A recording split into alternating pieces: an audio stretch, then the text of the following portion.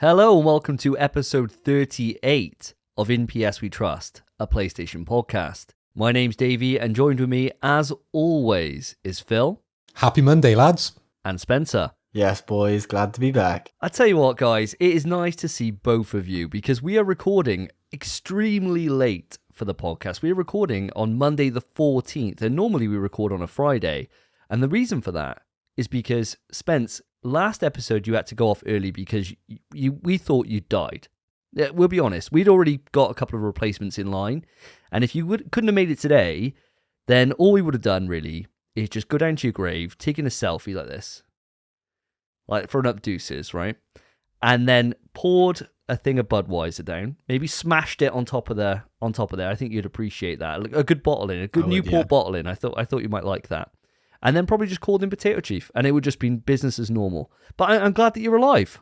So that's always good. You know, we didn't have to go through all that hassle, did we, Phil? It would have been a seamless integration, bringing Potato Chief in. He's already up to speed with how the show works. So, yeah, it would have been very painless. I'm not even sure the viewers would have even noticed. Oh, I'm glad it would have been easy for you boys. I mean, I don't know what else to say. Well, to be fair, I'm glad that you're alive, first and foremost. Welcome back, Spence. It is lovely to have you back here. It's just good to be together, guys, because, Phil, you nearly died this past weekend, didn't you? Yeah, it's been awful, right? I caught this thing called COVID. It's gone out of the news. I haven't heard about it in a while. I thought it all disappeared. Obviously, after my trip to Liverpool, I must have come across the virus somewhere, and I caught the COVID. Yeah, that sucks. So we are late going up, but what an exciting episode we've got for you today, because we are joined by special guest Jason Bradbury. That's right, the TV gadget guy himself is joining us to discuss the future of VR, and that is coming up in the show, but we got a lot to get to before that. So guys, I want to know, we're recording on a Monday. It is a classic school night. In fact, the most important school night, 'cause it's the one that sets off the tone for the rest of the week. What are you drinking today? Spence, tradition states we start with you. Right, well, it's funny you said tradition then, because I have my own little tradition for the podcast, don't I? Of course, I'm drinking a Budweiser. I say a Budweiser, several. Welcome back, Spence. It's good to have you back, mate. Yes, boys. So, are you not working tomorrow, or are you just thinking, do you know what? Budweiser is just too good. This new lease of life that you've got, you're going to seize every moment and just maybe become an alcoholic now. I mean, I do have work tomorrow, yes. But I haven't had a bev in a hot minute. The Budweiser's been by my desk, just kind of calling me at night, being like, Spence, we're so tasty. And then, it was a podcast. Gotta have a beverage. Do you know what I always think, right? That with alcoholism, I don't really mean to downplay the effects that alcoholism can have. But there's one thing that's for sure. You might have a short life, but you're going to burn bright, aren't you? Those 20 years that you've got left of that liver are going to be a good time for you. Horrible for your family.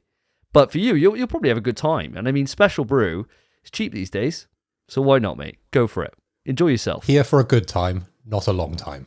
Damn right, boys. What about yourself, Phil? What are you on today? You can probably tell, and I think the listeners can tell already, that I'm still not over COVID. My voice is a little bit raspy. I coined that phrase quite a few episodes ago when I commented on your voice after an illness, Davey. I think it's still got a raspy tone to it. So I've chosen a nice cup of tea today and a big glass of water just to keep my liquids up. I'm not going on any of the hard stuff tonight. So even if I do say the dreaded words, I might have to delay those shots to the next week, if that's all right with you lads. I'll let it slide. You all right with that, Spence? Just this one time. If you say it twice, it's over. Cheers, lads. I appreciate it. Well, guys, I'm on something I haven't had on the podcast before. I'm on Monster. I'm just on a nice classic can of Ultra Paradise. And I got to say, it is a paradise. But guys, that's it. Not very exciting today, I'm afraid. No crazy stories, no feeling of cans, nothing of that. Let's move it on, shall we? This time on NPS We Trust, what have the boys been playing? Okay guys, so it's been 2 weeks since the last podcast episode, and I'm desperate to know what you've been doing with all your free time while you've been lying in bed feeling sorry for yourselves. Spencer, why don't we start with you? Right, well, as much as I have been ill, and also a nod back to last episode, because obviously I listened to it, seeing as I wasn't a part of it, I noticed you saying you checked as well towards the end. If you saw me online playing Elden Ring, I'd be done. I'd be cancelled. And let me just say, appear offline is busted, boys. I'll also say I didn't actually play Elden Ring. In fact, these last 2 weeks, I've maybe played 3 hours of Elden Ring, and that is it. I've been mega busy. My girlfriend's been down, so I haven't been able to. And she does the thing of saying, oh, I can sit with you and watch you play. But it's bullshit because you boot up the game and then she's trying to talk to you the whole time. Being like, why aren't you paying attention to me? I'm like, bitch, you fucking serious? You told me to boot up the game. So I've made very little progress, but I did overcome a big challenge that I kind of was facing in the game that I can't talk about because it's major spoilers. But I popped off when I did it. It was nuclear. So you're still finding the challenge to be quite high then on this one? For me, it has been, mostly because one of the upgrade materials in this game is a somber smithing stone, which is what my weapon uses. And I had the somber smithing stone 8, 9, the next one up from that, which is a different stone, but I couldn't find the fucking number 7. So I've had a weaker sword than I should this whole time. So my damage, it's a bleed build, so my damage is still fine if I can get the hits in, but I couldn't. So it was a lot of effort. I found the stone today in my 1 hour progress, so now I have a +9. Buzzing. Doing that, 357 plus 128. Ooh, baby. And bleed on top. Oh my god. But yeah, the game's still 100% the hardest FromSoft game in my opinion. And I don't see that changing at all, especially with what our friend of the show, Willard, has been saying to me, because we talk in DMs all the time about Elden Ring. He said it just gets harder and harder because he's ahead of me in the game now because I've had so little time. And I am not I am looking forward to it, but I'm not, you know what I mean? It's the thing of, I know it's going to be hard, but I'm going to fucking love overcoming it. Well, this is the thing, isn't it? It's that apprehension that it's quite nice to be tested every once in a while, isn't it? You know, especially of gamers of our skill. We're so used to being on the top of that mountain that when you get brought right back down to reality, it's quite a nice feeling. And Sifu gave it, but not to the same extent as this, because yes, listener, I have started Elden Ring. So I'm about 7 hours in, so I'm very, very early stages. And so any of my opinions here are from a scrub. I'll put that out there right now. I do not have the hours in here to really be giving a sweeping statement about how this game ranks or kind of anything like that. Because I'm going to tell you my experience. I'm going to tell you what's happened to me so far. So I start the game up, and on Twitter, all I'm getting is different people reach out to me and say, Davey, now you're finally done with the other game you've been playing. When you start Elden Ring, you've got to play as the Wretch. Because if you play as the Wretch, you come in with nothing, but it's a blank slate, so you can just really just do whatever you want. And I thought, oh, that actually sounds quite cool. Sounds like a nice little challenge, you know. A Wretch, basically, you come in with no armor, come in with nothing. You got base stats, so you're pretty much you're at 10 for everything, and you got a club, and that's it. Whereas the other classes in the game that you pick, they're more specialized. They have already, like, big beefy shields, or they have armor, they have actual weapons that aren't just a stick that you can bonk people with. You know, you've actually got something that you can do some damage with. For me, I didn't. I started the game off and I remember thinking, oh, this will be fine. You know, I'm a vet. I'm a seasoned vet when it comes to Dark Souls games. I got 3 of them platinumed. I can go into this no problem at all. 7 hours, I've done basically nothing. I've killed one boss. I went to one area called Castle Morn, which is a really early part of the game. Did all that. And I felt like a god after I'd done that. Come out, I find this nice little ruin, right? I've got a lot of souls on me now for this point, and the souls in this are called runes, and you use them to be able to upgrade your character, to be able to then put extra stats in health, or to be able to put them in, you know, strength, so you can have different weapons and things like that. And at the lower levels, like 1,000 runes is a lot to me, because I'll be able to level up like 2 levels from that. I had 3,000 runes on me, and I'd just done this little area, feeling really good about myself, really positive. There's a chest. And I go to the chest and I think, yay, a nice chest. Opened it up, it warps me to the other side of the fucking map, and I'm in this crystal cave, and everything there is one-shotting me. Absolutely one-shotting me. And I think, what the fuck? What is going on? And I think, right, well, just get good. I'm in this cave. I've got my 3,000 souls. Doesn't matter. I can just go and grab them. Immediately lose them, don't I? Immediately lose them. So then I'm thinking, right, well, I know the way out of this cave, but I'm not leaving this cave with less than 3,000 souls because that's what I came in here with. So I stayed in that cave for 4 hours, constantly getting my souls back and then losing them, getting them back, losing them, getting them back, losing them. And then I was in there for so long, I forgot where the exit was and I ended up finding the boss. And so I walked into the boss fight and lost all my souls, and now I cannot go back in there because they're in the boss fight. So I wasted 4 hours of an entire night in this fucking crystal cave, all because I was too stubborn just to walk out the door. God damn it. I loved it. I loved it, but I was so pissed off. Bro, let me say before you carry on, it now takes 50,000 runes for me to level. So 3,000 to me is pennies, bro. And also, when I was low level start of the game, the exact same shit happened to me, bro. The exact same chest, the exact same crystal cave. You start in this little barn inside the cave, didn't you? You got to run out. Oh my. I didn't do what you did. I wasn't that silly of thinking I'm going to get my souls back. So I knew I'll make them up in anywhere else. Go back to where I've been. I'm not going to stay in this high level place with these things that one-shot me and I do 20 damage to them when they have 800 health. That is insane. I don't know what possessed you, being a veteran of the series, quote unquote, to do that. I see a challenge. I don't quit. I don't quit until it got to the point where it was actually, I had to really question my sanity, you know? And then I left that area.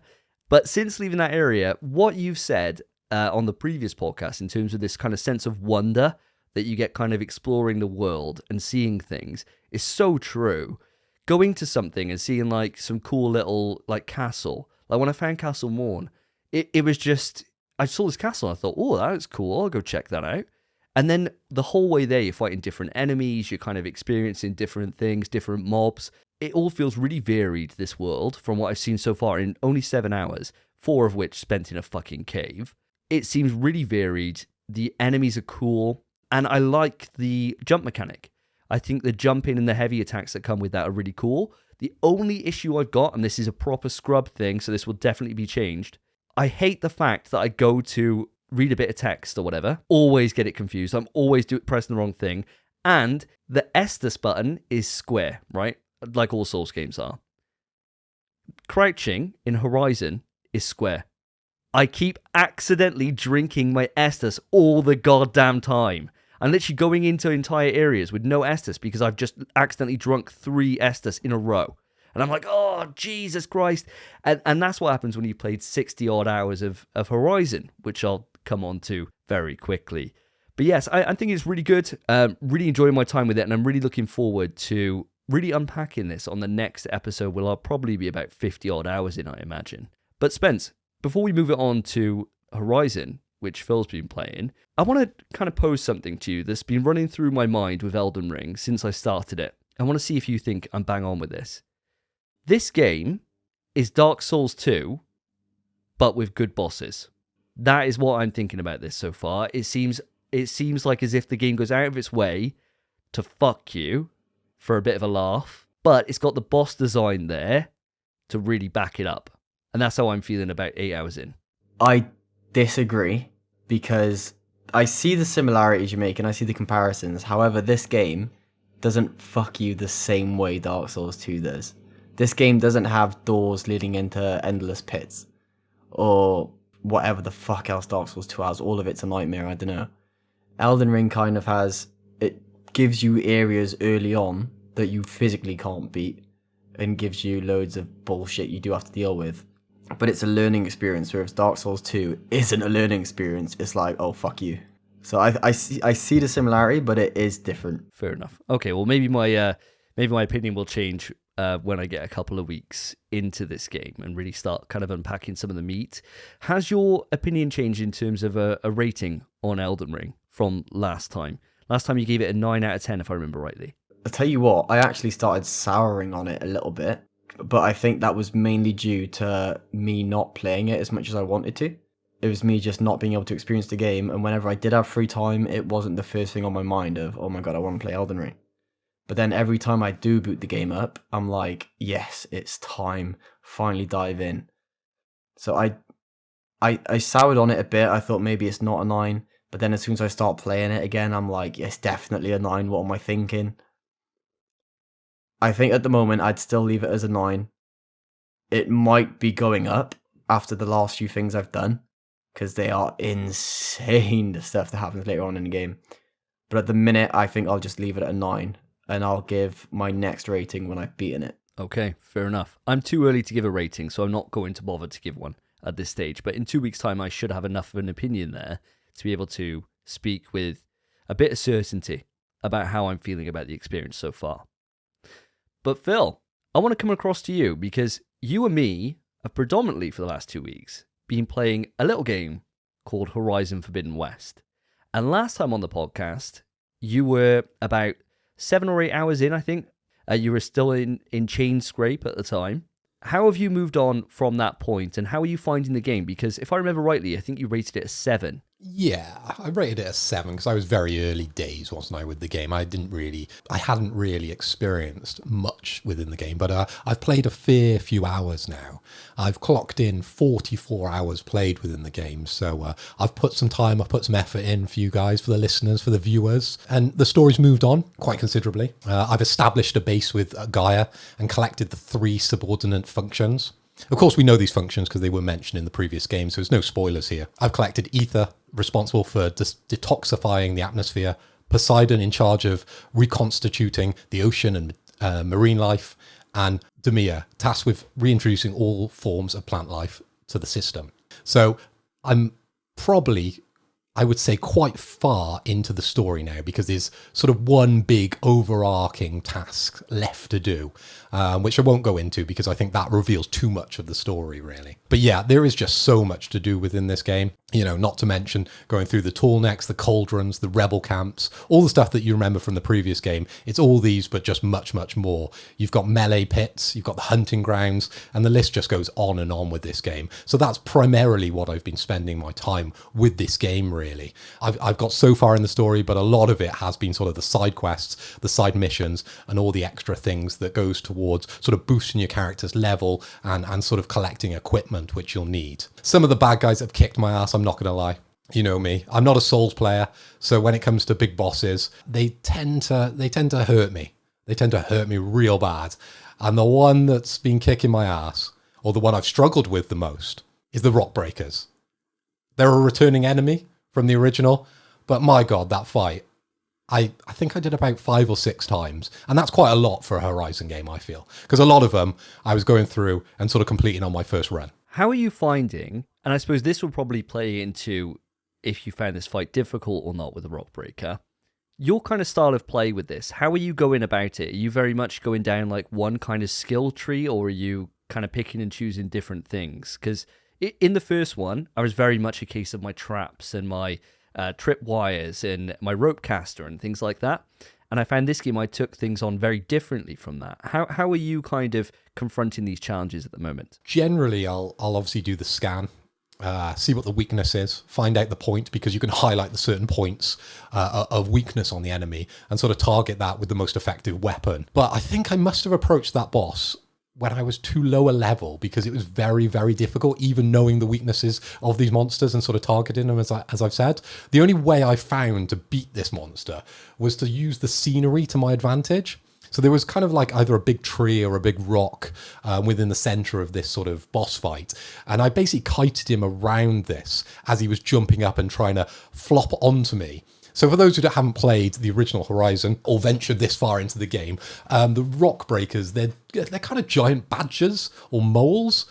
They look quite ridiculous, and they come out of the ground and basically just try and flop on top of you at certain points within the fight. And other points, they'll come up and spit fire over you. So yeah, it's quite an interesting fight. Yeah, I remember my first fight with them, and it was on the back of a bug, really. I remember I was fighting a Thunderjaw, and it was way high level for me. I was like a level 20, and it was like a level 48, I think. It was like an Apex Thunderjaw. I thought, ooh, I can't resist fighting one, though. They're so cool. They're like my favorite enemy. And I was like, I can't wait to fight one. So I thought I'd give it a go. And he literally ran at me and swung his tail round so far that I ragdolled into the upper atmosphere, right? I literally was gone. And then when I respawned, he must have hit me so far that I respawned where the rock breaker is, which is like the other side of the map. And so I literally spawned back in there, and I was like, what the hell? And I spawned right next to a rebel camp. So I took that out, so I had a safe point. And then I was just running through the desert. I was like, la, la, la, la. And this rock breaker just comes out of nowhere. And it's, like you were saying, way high level for me. But the only reason I took it down was I just used traps. So I had all these explosive traps. So when he came out, he'd hit all these explosive traps and blow all his arms off. And then at that point, he couldn't dig anymore. So then it was just a straight up fight then. And then it was fine. It wasn't too much of a problem. I just called my mount and just got on horseback and started, running around him, shooting him.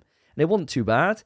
But I think if I didn't have traps, or if I hadn't leveled up my trap skills, then that would have been a fucking nightmare. So I was glad really that it worked out that way for me. In terms of the activities that you've mentioned there, how do you feel about the difference that side quests and activities have been done in this game as opposed to the original Horizon?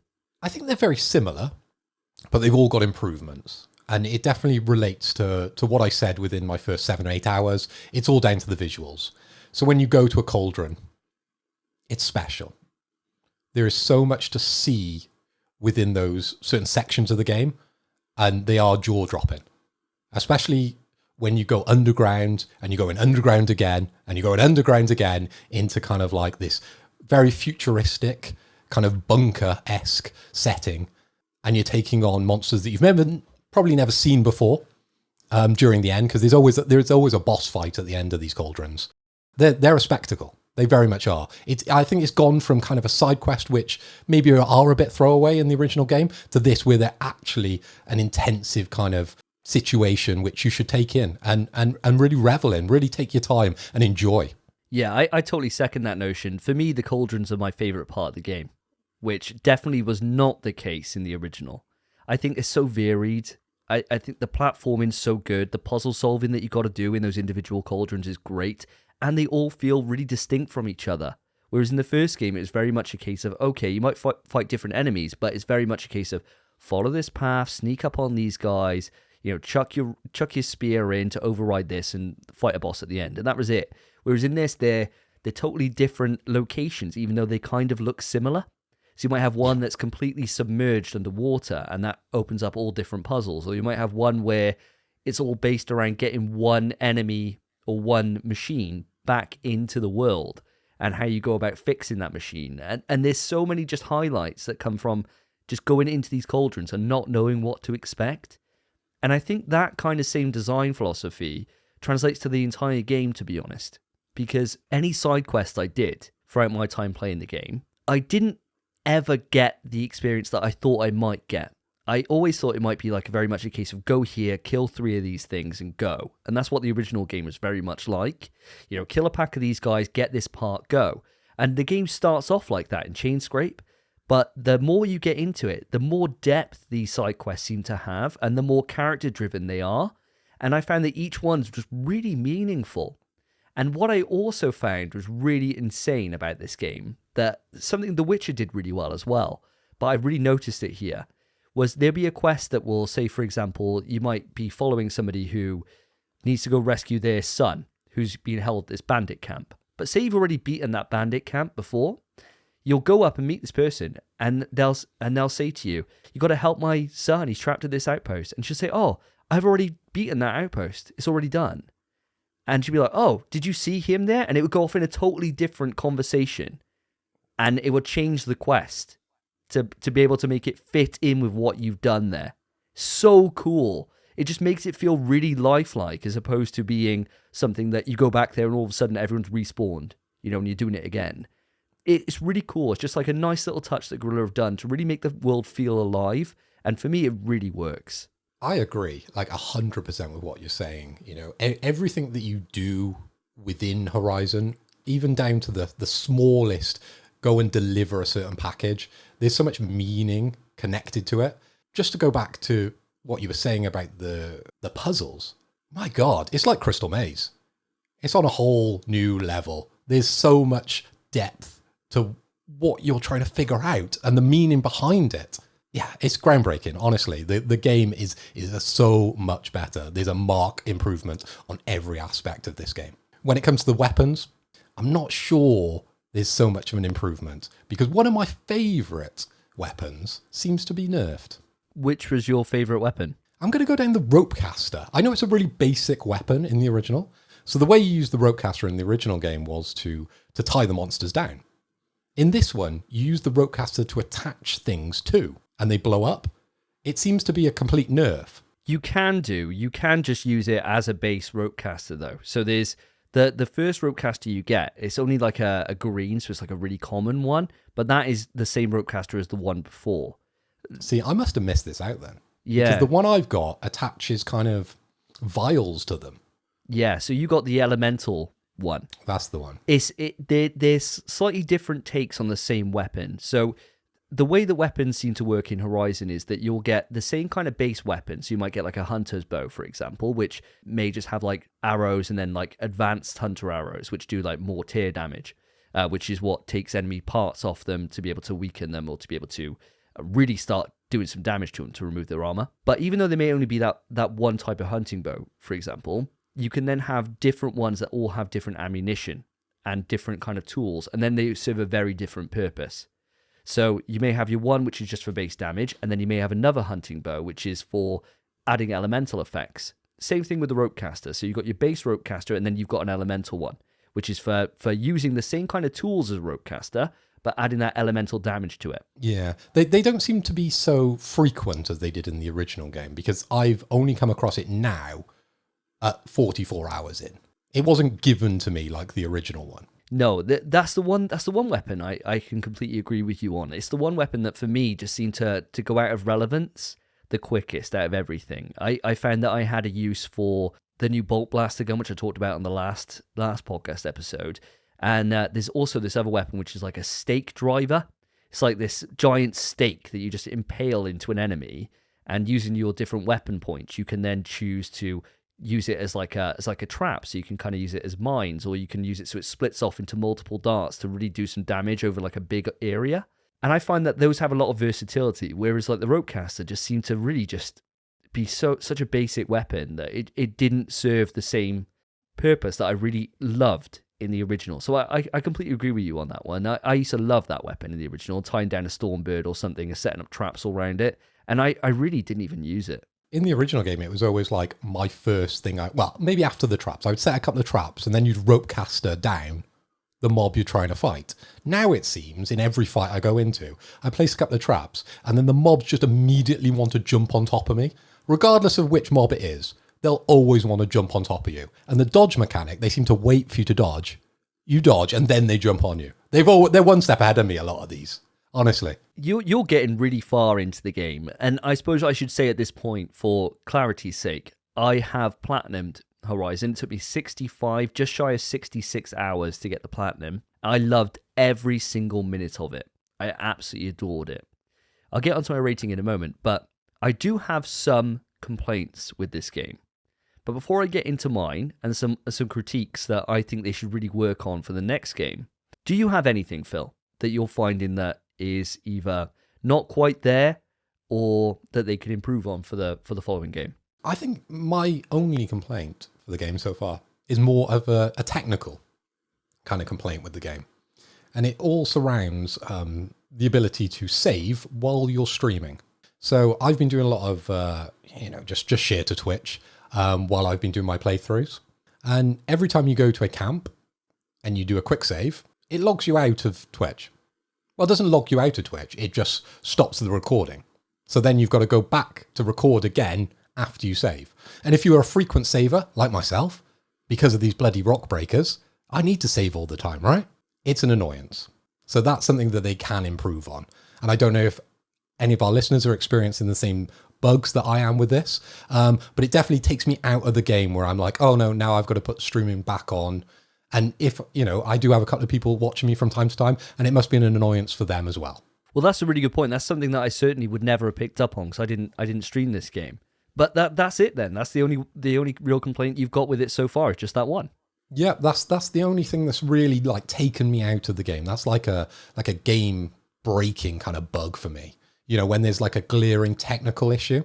Something like that just phases me straight out. And then sometimes I find it hard to get back into the game after, you know, thinking, why is that still there? Yeah, that does sound really annoying, to be fair. Well, I got two things. I got two issues that I have with the game. They're not game-breaking or anything like that. They don't really harm it too much. But they're things that I'm hoping that they can really rectify and up in the next game. The first is melee combat. Melee combat, I feel, was shown in the trailers to be like as if it's really kinetic, that it's really engaging to do, and it's not. It's the weakest part of the game, in my opinion. It was the first skill tree I leveled up to completion was melee, so that I could really start unpacking that system. It's really light. The enemies on normal difficulty do not have the health for you to really be able to start putting any real skill into it. And all it comes down to is just a case of just mashing. And if you just mash, you get through it fine, which I feel is a wasted potential, because the human enemies in this game, as opposed to the first game, you have to really fight them with melee. Your arrows do nothing to them. Whereas in the first game, you could go through an entire bandit camp and never hit anyone. It was all about just shooting them. And the robots in the first game, you could use your melee on because it was busted and it would cause knockdown. Whereas in this game, melee does nothing to them.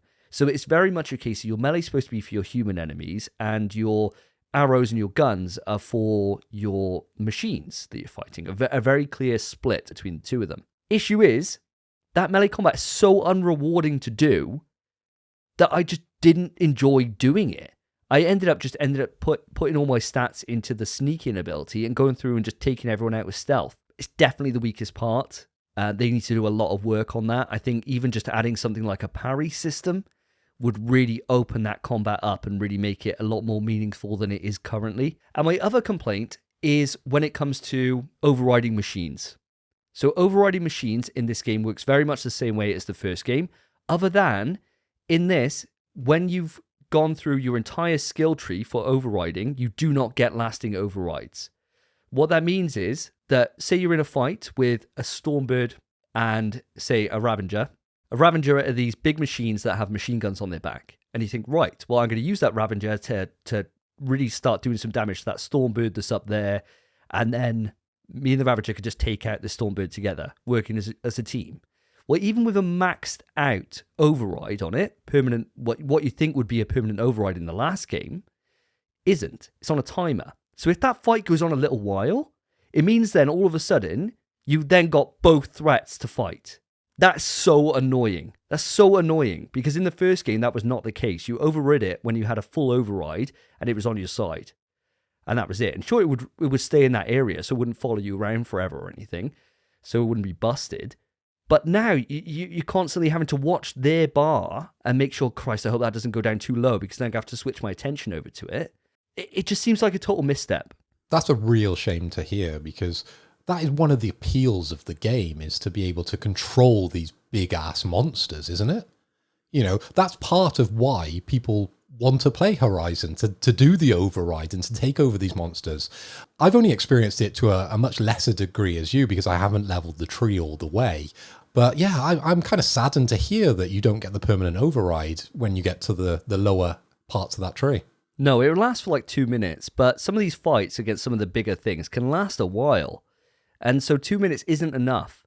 And so that is a real shame. That is a real shame. For the lesser enemies, you know, for smaller things like Claw Striders and things like that, which are like the Velociraptors, 2 minutes is fine. You got plenty of time. You ever start tearing through everything and it feels like a god. But when you're fighting something big that's got a lot of health, it does start getting annoying. You find yourself kind of sneaking off and going into cover and then waiting for it all to reset and then just do it again, get another override on it. It's kind of annoying. And this also then translates to my last critique of this game, and that is you got a smorgasbord full of machines to override. You got so many different machines. There's only 3 mounts. Why? You've got deer enemies in this, right? Like they were in the last game. Fanghorns. They're not actual deers. They're made of metal. So why can't I sit on it? It's not like it's going to break. It's not as if I got on the back of a fucking deer and its back just snaps. It's made of metal, for fuck's sake. It's so annoying. There's literally like, you got a charger, which is in the last game. You got then a bristleback, which is in the last game. And you got a claw strider. That's it. What about the flying mount? That's the last final mount you do, and that's the only flying mount as well. I really hope that I could, catch a Stormbird and have that as my flying mount. Something like an absolute monster that you can just rag about the place. But no. Why can't I ride on the back of a fucking T-Rex? How cool would that be? I do agree with you to a certain degree, but yeah, I kind of feel like if they give you the ability to, ride the big dinosaur, a la like Dino Riders into combat, it might be a little bit game breaking, really. If you turn up on a T-Rex. Yeah, they could add some kind of solution. I'm not a game designer here. There could be some kind of compromise here to make it so that you can't have it all the time or you can't take it everywhere. But just give me the ability to just at least get on it. It would be cool, even just for the screenshot, to just be on the back of it, just firing a bow off while it's shooting beams at everything. It would just be so dope. But that's it. They're not game-breaking things. They're not things that really cheapen the experience, but they're things that I hope Guerrilla take and really think about how they're going to change how the open world works and how these mounts can be kind of incorporated into it a bit more so they had a little bit more value than they currently are. In terms of ratings, to tie this off, how has your rating progressed since the last time you spoke about this film? Well, I'm pretty gassed about this title. Obviously, last episode I sort of gave it a pretty poor rating of a 7. I think this has jumped up to a strong 9 now for me. I'm really, really enjoying this game. I think this is probably going to come in right at the top of my favorite PlayStation 5 game. And obviously we're right at the start of this generation, so there's not much competition. Probably before that it was Ratchet and Clank, and I kind of feel at the moment with Horizon Forbidden West it has jumped above it. So 9 out of 10 for me. I am looking to complete this game to fruition, and I am looking to get the platinum. Davey, I know you took 66 hours to complete it. I'm at 44, so that probably, with my math, sets me at 2/3 of the way through the game. So I should have it fully completed, ready for the next episode, but I don't think my rating is going to change. I'd concur on that. After getting the platinum and seeing everything this game's got, I'd give it as a strong 9. It's not quite a 10 for me. I don't think it does enough too special to really elevate it to a 10. I don't think it really pushes the boundaries too much. I think it plays it quite safe with a lot of things. And so for me, as wonderful as the game is, it's one of the best stories that I've experienced in quite a while. And especially how it grows the universe of Horizon and expands upon that. I'll be really excited to see the third one. And I wasn't disappointed with the game.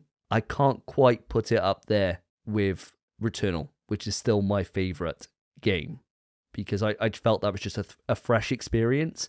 Whereas this, I felt that even though it was much better than the first game in literally every single way, it doesn't do enough to really elevate it to a 10. Quick news. All reliable, fuck it.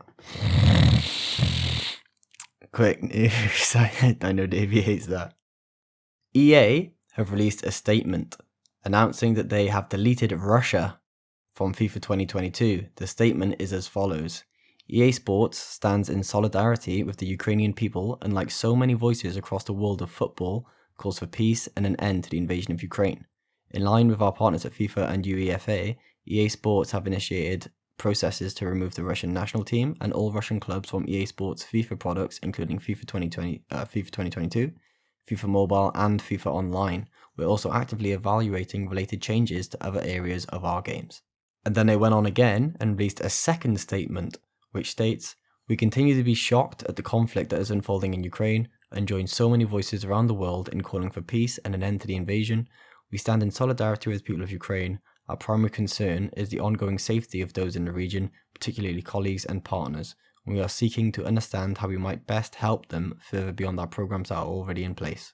We have made the decision to stop sales of our games and content, including virtual currency bundles, in Russia and Belarus while this conflict continues. As a result, our games and content will no longer be available for purchase in our Russian region, storefront on Origin or the EA app, including through in-game stores. We are also working with our platform partners to remove our titles from their stores and stop the sale of new in-game content in the region. As this deeply troubling situation evolves, we're continually reviewing the steps we can take. In addition to changes to our EA Sports, FIFA and NHL games, we are actively evaluating other areas of our games and operations and will update with any further actions. So guys, today's sound effects are from Metal Gear Solid.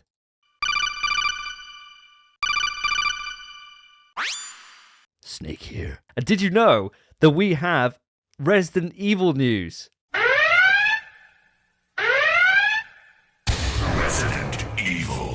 I wanted to take the shot for that because I wanted just to say this in full because this is mega exciting and I did not see this coming. So we have updates from Capcom for Resident Evil 2, Resident Evil 3, and Resident Evil 7 Biohazard. They are going to be coming to the PlayStation 5 later this year in 2022. So this is the statement from them directly. You can experience 3 acclaimed Resident Evil titles like never before when Resident Evil 2, Resident Evil 3, and Resident Evil 7 arrive on PlayStation 5 later this year. Developed using Capcom's proprietary RE engine, all 3 titles will take cutting-edge features including ray tracing, high frame rate, and 3D audio to enhance the immersion of the award-winning experiences. For PlayStation 5 players, all 3 titles also feature engaging DualSense support for haptic feedback and adaptive triggers. And the great news for all of us is that players who previously purchased Resident Evil 2, Resident Evil 3, or Resident Evil 7 on PlayStation 4 are eligible for an upgrade at no additional cost. How insane is that news? The best news of the year already, and it's only March. That is worth a shot in my books. Quick news. Stalker 2 development has been put on hold due to the war in the Ukraine. Kyiv-based studio GSC Gamer World says it's focused on helping the employees and their families survive the Russian invasion. The game development has shifted to the sideline, but will definitely continue after the victory.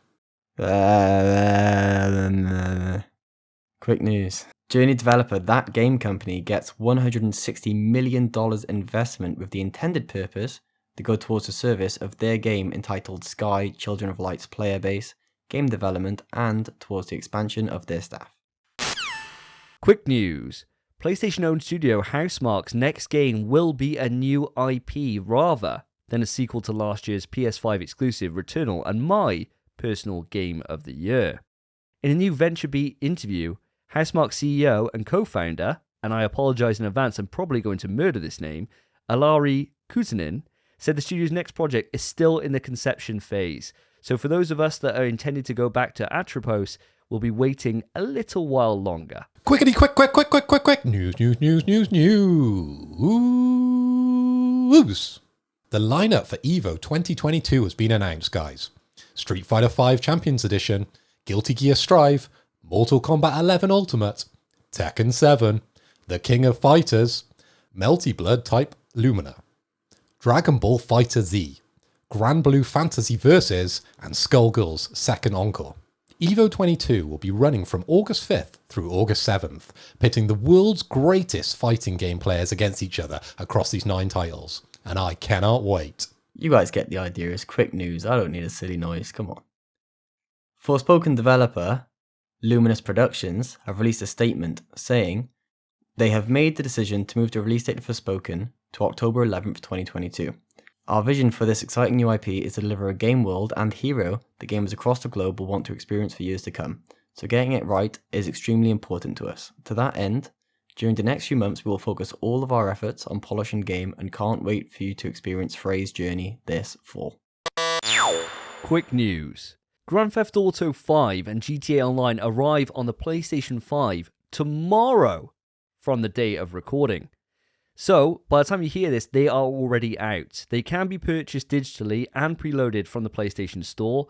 At launch, the game will cost $9.99, which is 75% off its standard price of $39.99.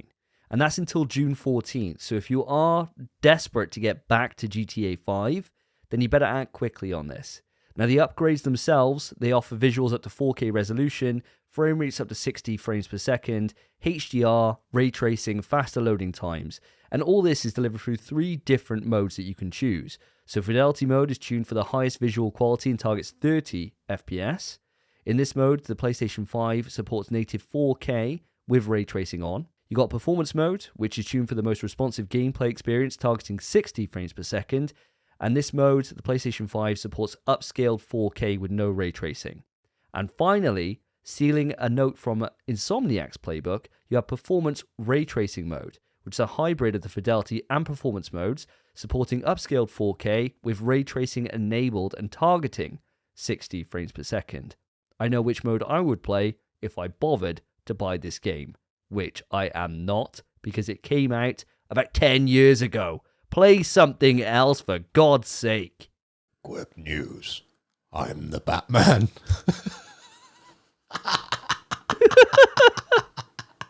You gotta leave that one in. You gotta use that. I am the Batman. There we go. Is that all right for you guys? And you could be joining the Batman family too, with Gotham Knights released later this year. You suit up for an all-new adventure, October 25th, 2022.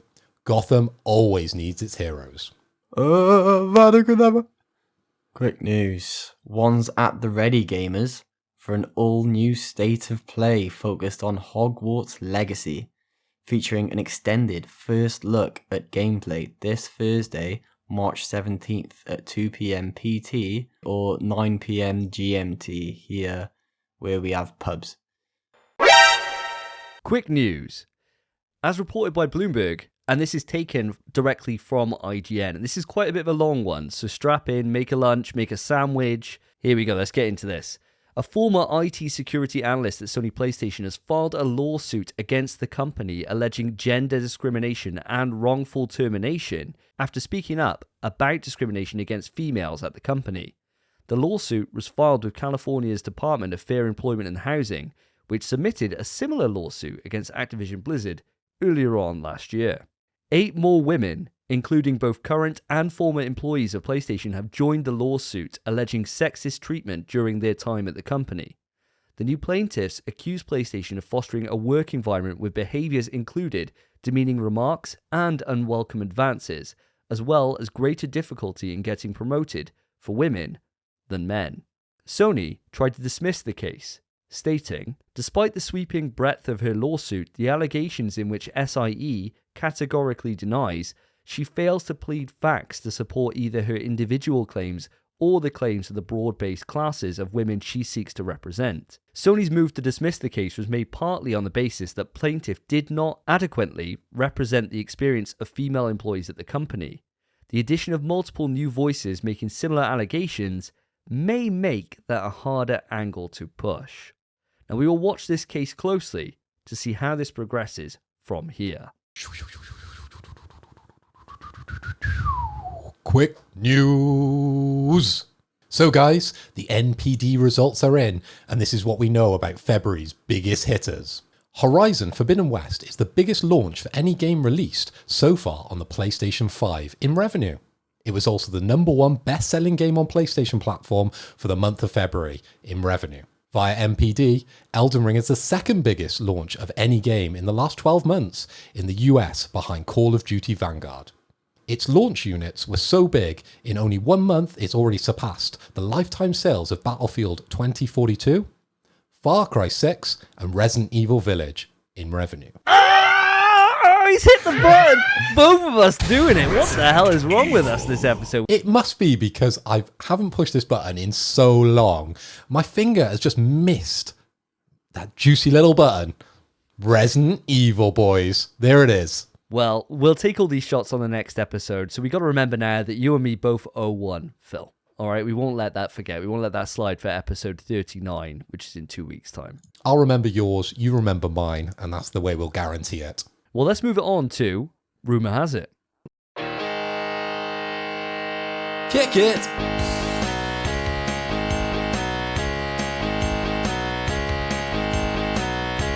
You wake up with a rumour and you don't want to go. You ask if it's confirmed and they still say no. So lads, rumour has it. There's been a new report stating that apparently there's a Sly Cooper and an Infamous game currently in development. Now what I want to know, boys, is are you both fans of this series?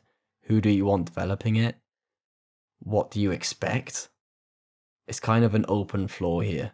There's not a lot to go on, so this is pure speculation. Give it to me. Yeah, a little bit hit and miss, to be honest. Sly Cooper, I don't really care. To be honest, I'm not a Sly Cooper fan. I've never really played any of the Sly Cooper games. Now, I know that you have, Spence, so it'd be quite interesting to know your thoughts on this. But for me, the game series that I care about in that is Infamous. And I would adore seeing Infamous come out because, sure, we got Spider-Man, And he's kind of our superhero game of choice at the moment. And yes, we got, Suicide Squad killed the Justice League coming out potentially this year. Probably looks like it's probably going to be next year, to be honest, with the rumors that have been going on about that. But we haven't had an actual, like, crazy powered superhero game since the last Infamous, which came out, Second Son, which came out at the start of PlayStation 4. It's been a hell of a long time since we've had anything with kind of Infamous's power suite. Now, Infamous Second Son took the series off in a bit of a weird way. We got a new protagonist that a lot of people didn't like, and he had powers where he could absorb other people's powers. So he ended up taking on some cool powers, like he was able to run really fast. He was able to get concrete powers, so he can control concrete, and that's really cool. But really, I want to see Cole come back from Infamous 1 and 2. I want to get those electric powers. I want to see electric powers with ray tracing. Holy hell, that'd be so cool. And the powers that he had, his movement around the city, Cole's powers, were just insane.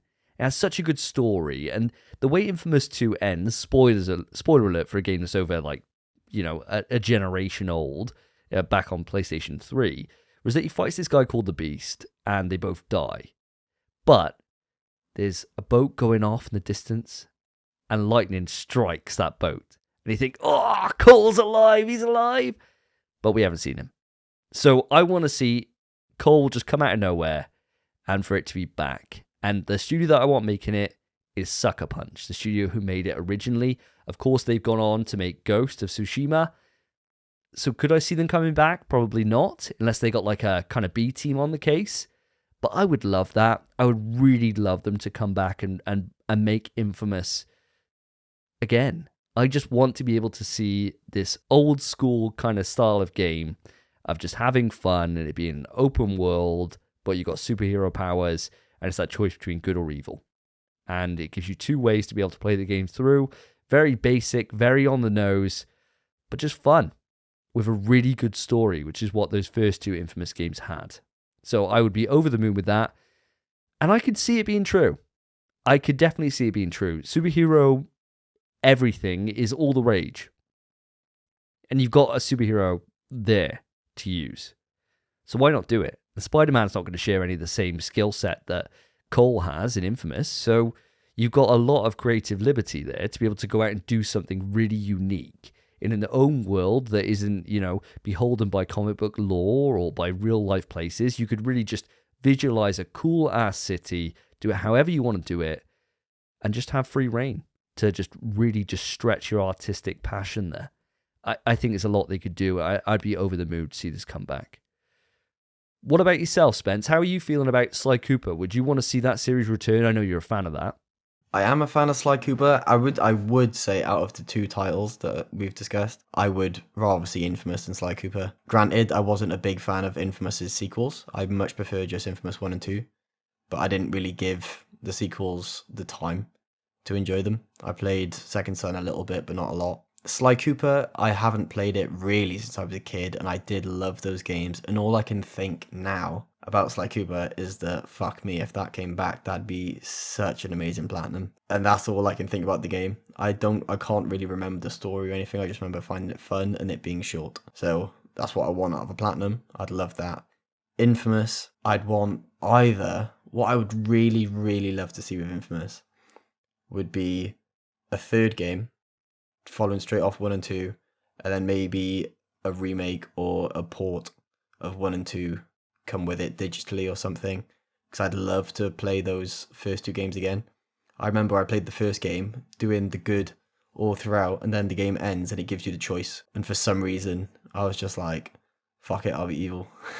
After playing good the entire way through, I just switched. Oh no.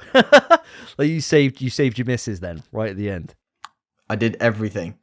And then the final choice, I was just like, nah, fuck it. I played the game being good. Now I'll fuck about being bad.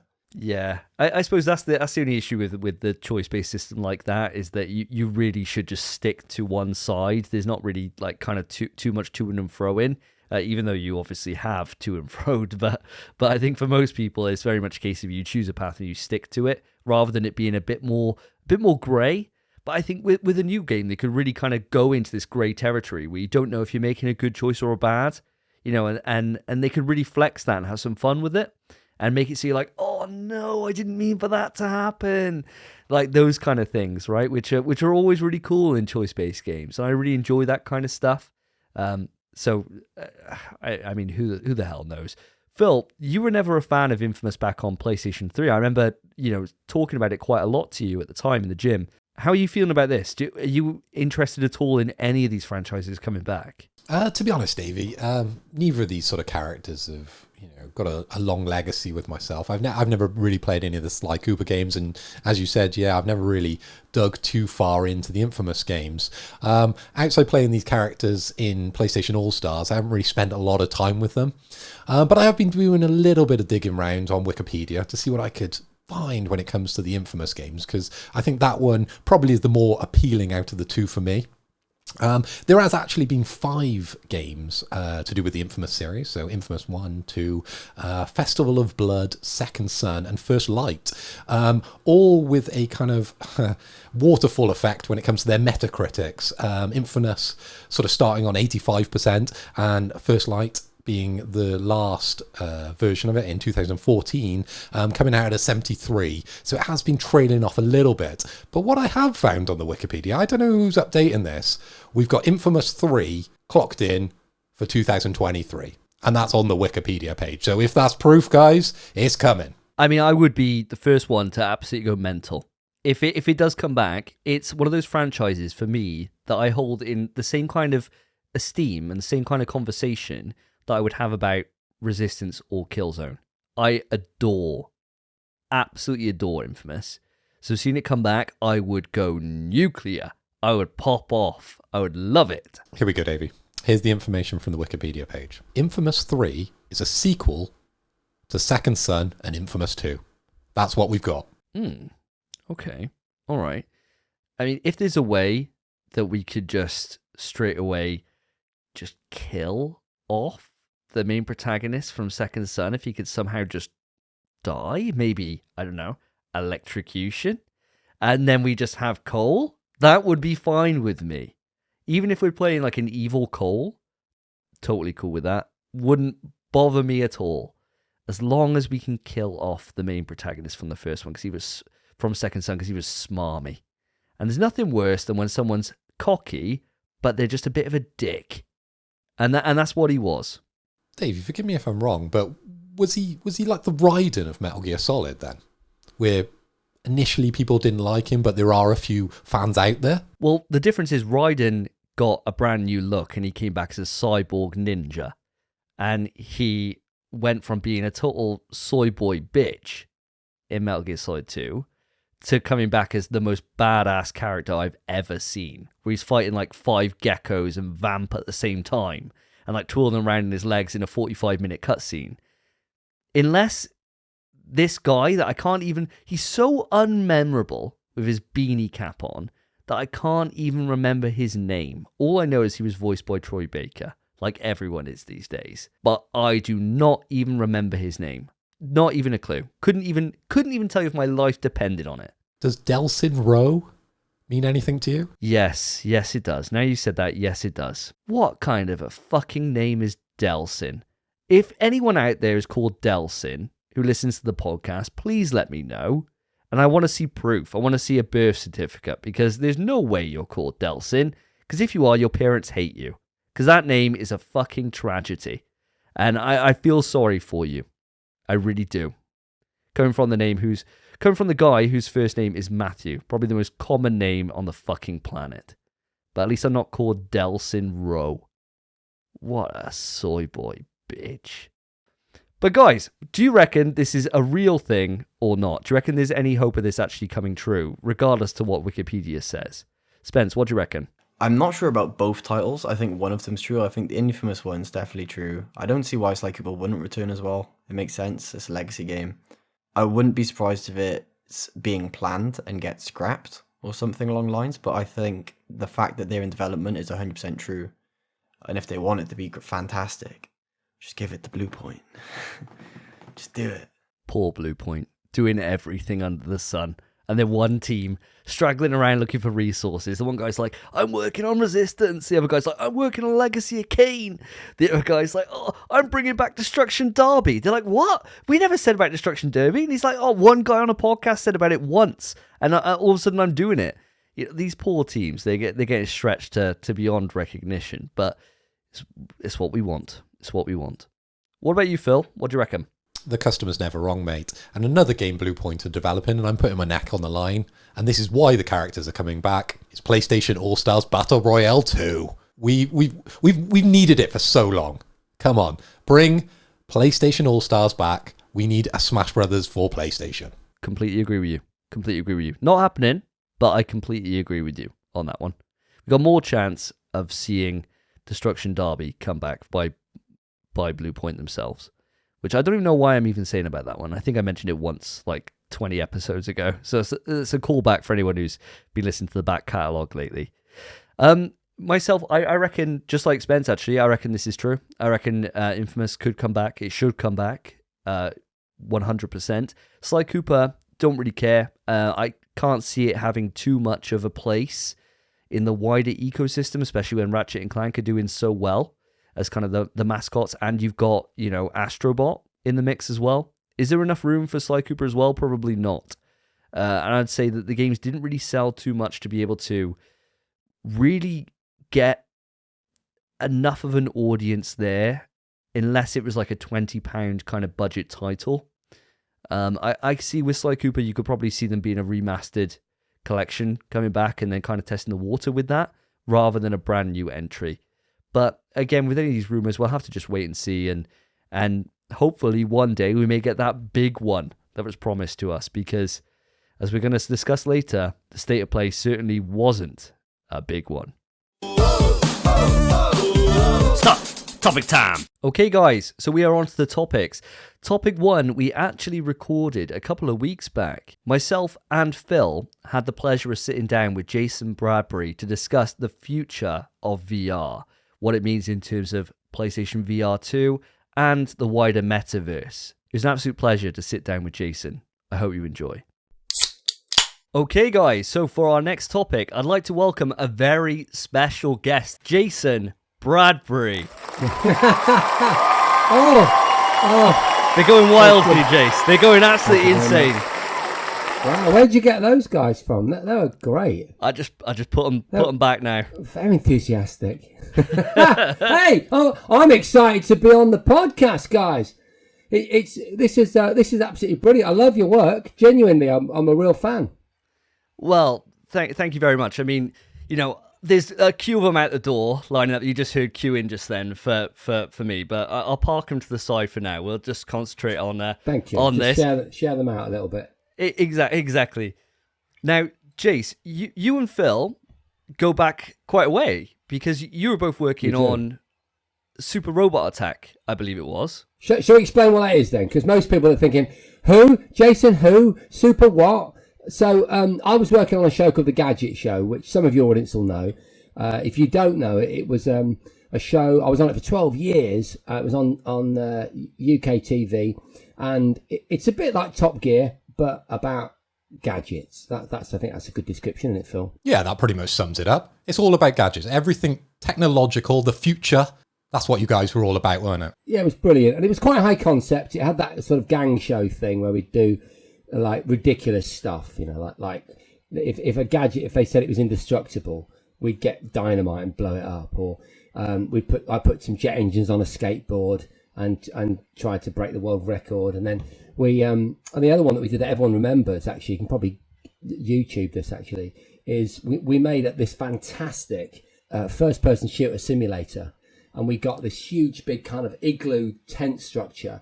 And then we got this omnidirectional treadmill, which relates, I'm guessing, in certain respects to what we're going to talk about today with the whole VR theme. And then, get this, we got, I think it was Battlefield. Yeah, it's Battlefield that we used.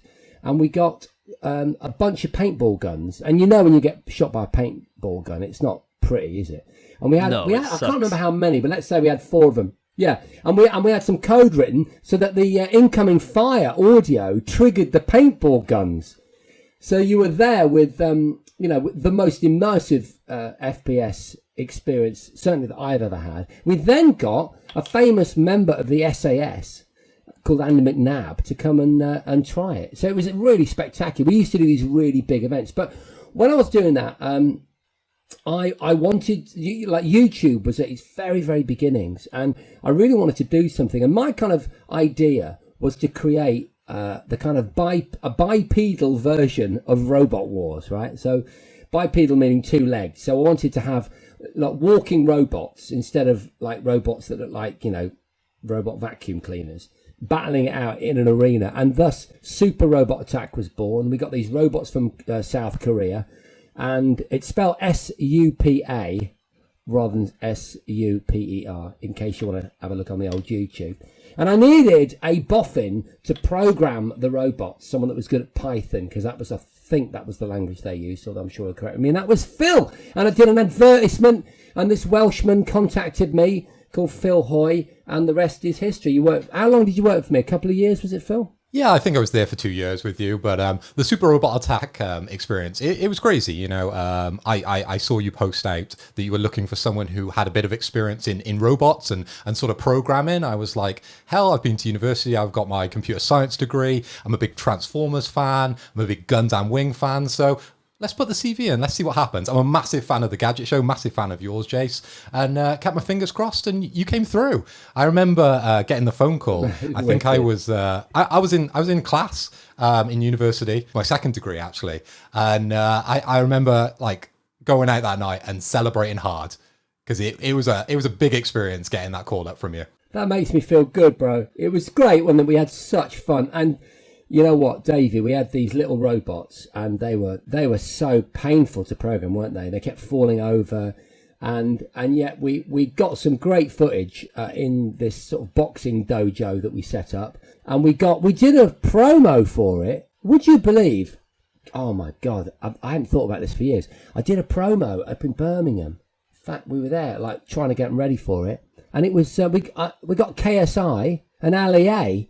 And they both faced off against each other, didn't they, Phil, using the robots? Yeah. We had two original YouTubers, KSI and Ali A. Obviously, they've grown in fame ever since Super Robot Attack, so it definitely had something to do with their climb. I don't want to take too much away it's definitely from down to what that. they've done, but it's definitely down to Super Robot Attack, obviously. I think he got the idea for the boxing from that, don't you think? He got that idea from us. Yeah, definitely. 100%. And if anyone does want to search up those videos, it is Super Robot Attack, and we will be putting the links in the description of the podcast. But just to move on slightly, during that time with Jason, obviously we had some crazy experiences. I got to go to the Xbox One launch in Leicester Square, got to go to some after parties with Microsoft. I remember going to this party where all the rooms were themed as all the different games that were coming out on the Xbox One. That was incredible. I got to pick up the PlayStation 4 from the Sony offices. I remember being on the train back and someone noticing it in my bag, and I was absolutely in my pants because I didn't want to lose it. It was one of the first in the UK. You got it bought pre-release, and I remember getting to your house and we were able to play COD really, really early on, weren't we? Man, we did some stuff, man. We really did some stuff. It was really heady days, I mean, that's why eventually I had to leave, which sounds weird, but, it was like partying, wasn't it? It was like sort of like partying for a decade, making TV, and I was traveling the world as well at the same time, and I had little kids. And then I just got to the point where I'm thinking, I've done this has been incredible, but it's like a rich chocolate cake. I just can't keep eating it. I'm starting to feel, ill. And so I then went down a different route, and Phil went off and did amazing things, and we still work together, don't we, on little projects. But it was brilliant. You really did introduce me to the new generation of PlayStation, because my history with PlayStation goes way back to PlayStation 1, first gen PlayStation. And I kind of drifted away, really, until PS4. And we got the PS4, didn't we? We had that early one, which we had in the kind of Super Robot Dojo workshop place. And there was also a moment, wasn't there? Do you remember this, Phil, when one of the PlayStation reps, along with the Gadget Show crew, came to my house, and they brought the prototype for PSVR, which at the time, I think at the time I realised even then was an amazing thing, and I was hugely humbled to be able to play it. But I remember, I'm sure you were around then, and I was sitting on the sofa, lying down, feet first, doing the street luge. Do you remember that demo? Yeah, I do remember it. It was more of a kind of like Olympics one, wasn't it? I don't even know what it was called. I don't know if it even made the kind of cut in terms of when they properly released it. But anyway, minds were blown, weren't they, Phil? Because we'd been using the first generation Oculus, SDK 1 or SDK 2. I had both of those at one point. And, you know, original Oculus was amazing, but PSVR was so much more polished, wasn't it? Yeah, I remember one of my tasks while working for you was to set up Oculus so we could play Skyrim. And I think we played the original Half-Life as well through the original Oculus. So that was quite an experience. And to be honest, I wasn't that impressed early on. But when the PSVR came along, that definitely blew my socks off. I remember, I think one of the demos we got to see was we were in the fish tank and we would get lowered in a cage and a shark would attack us. Yeah, I believe that was one of the demos that we saw. And that was a massive step up. And we definitely knew something was special then at that stage with VR. But you see, I think PSVR, I know we're going to get into this, but I think even then it was showing where it was going to go. That kind of slightly quirky experiential thing that they're really good at Sony and their whole community of developers. And we saw a glimpse of it, didn't we? I tell you something, David, that you will be jealous of, mate, is where I had Phil working in this sort of workshop. If you opened the door next to his desk, the DeLorean was sat there, the Back to the Future DeLorean with the full time circuits, which I still own actually, but it was in his workshop, dude. Honestly, Jace, I was with Phil when we saw you at like Gadget Show Live. And when I was at the gym, when Phil was like, I'm going to try the PS4. And I remember I was just like looking at him like I could stare through his head. I was like, I was like so jealous. I was like so red with rage, you know? So I'm jealous about all this. You don't need to tell me about the DeLorean. Because I'm at the point where I'm like, I can't take it. I can't take it anymore, Jace. This envy. I'm not bragging. It's just that it was an amazing time. Look, we're all young, you know, we all grow up, don't we? We grew up with video games. I mean, when I grew up with video games, I grew up actually in real terms before video games. I mean, I believe it or not, I was born in 1969. And so I was 11 in 1980. And my first console was the Atari 2600 in about 1980. That had been released, I think, in 79. So, but nevertheless, you know, general statement, we all grew up with video games. We all grew up with you know, movies like Back to the Future and Star Wars and all the rest of it, and so to be alive now, but also to be alive then and have access to those amazing product launches and prototypes, it was an incredible experience. Amazing. It was very, very rock and roll for the time I was there, definitely. But people definitely, I will point you to Jason's Instagram because he has a huge collection of video games and video games consoles and video game paraphernalia that he's always posting about. So definitely go and check that out. It definitely dwarfs my collection that I have, which I feature on the show from time to time, but definitely worth going to check out because some of the things you bring out, I'm so jealous about some of the stuff you've got, Jace. Oh, yeah, I've got some lovely bits. One of the things I'm most proud of is my Vectrex. I've got a really good condition Vectrex. I've got one of those.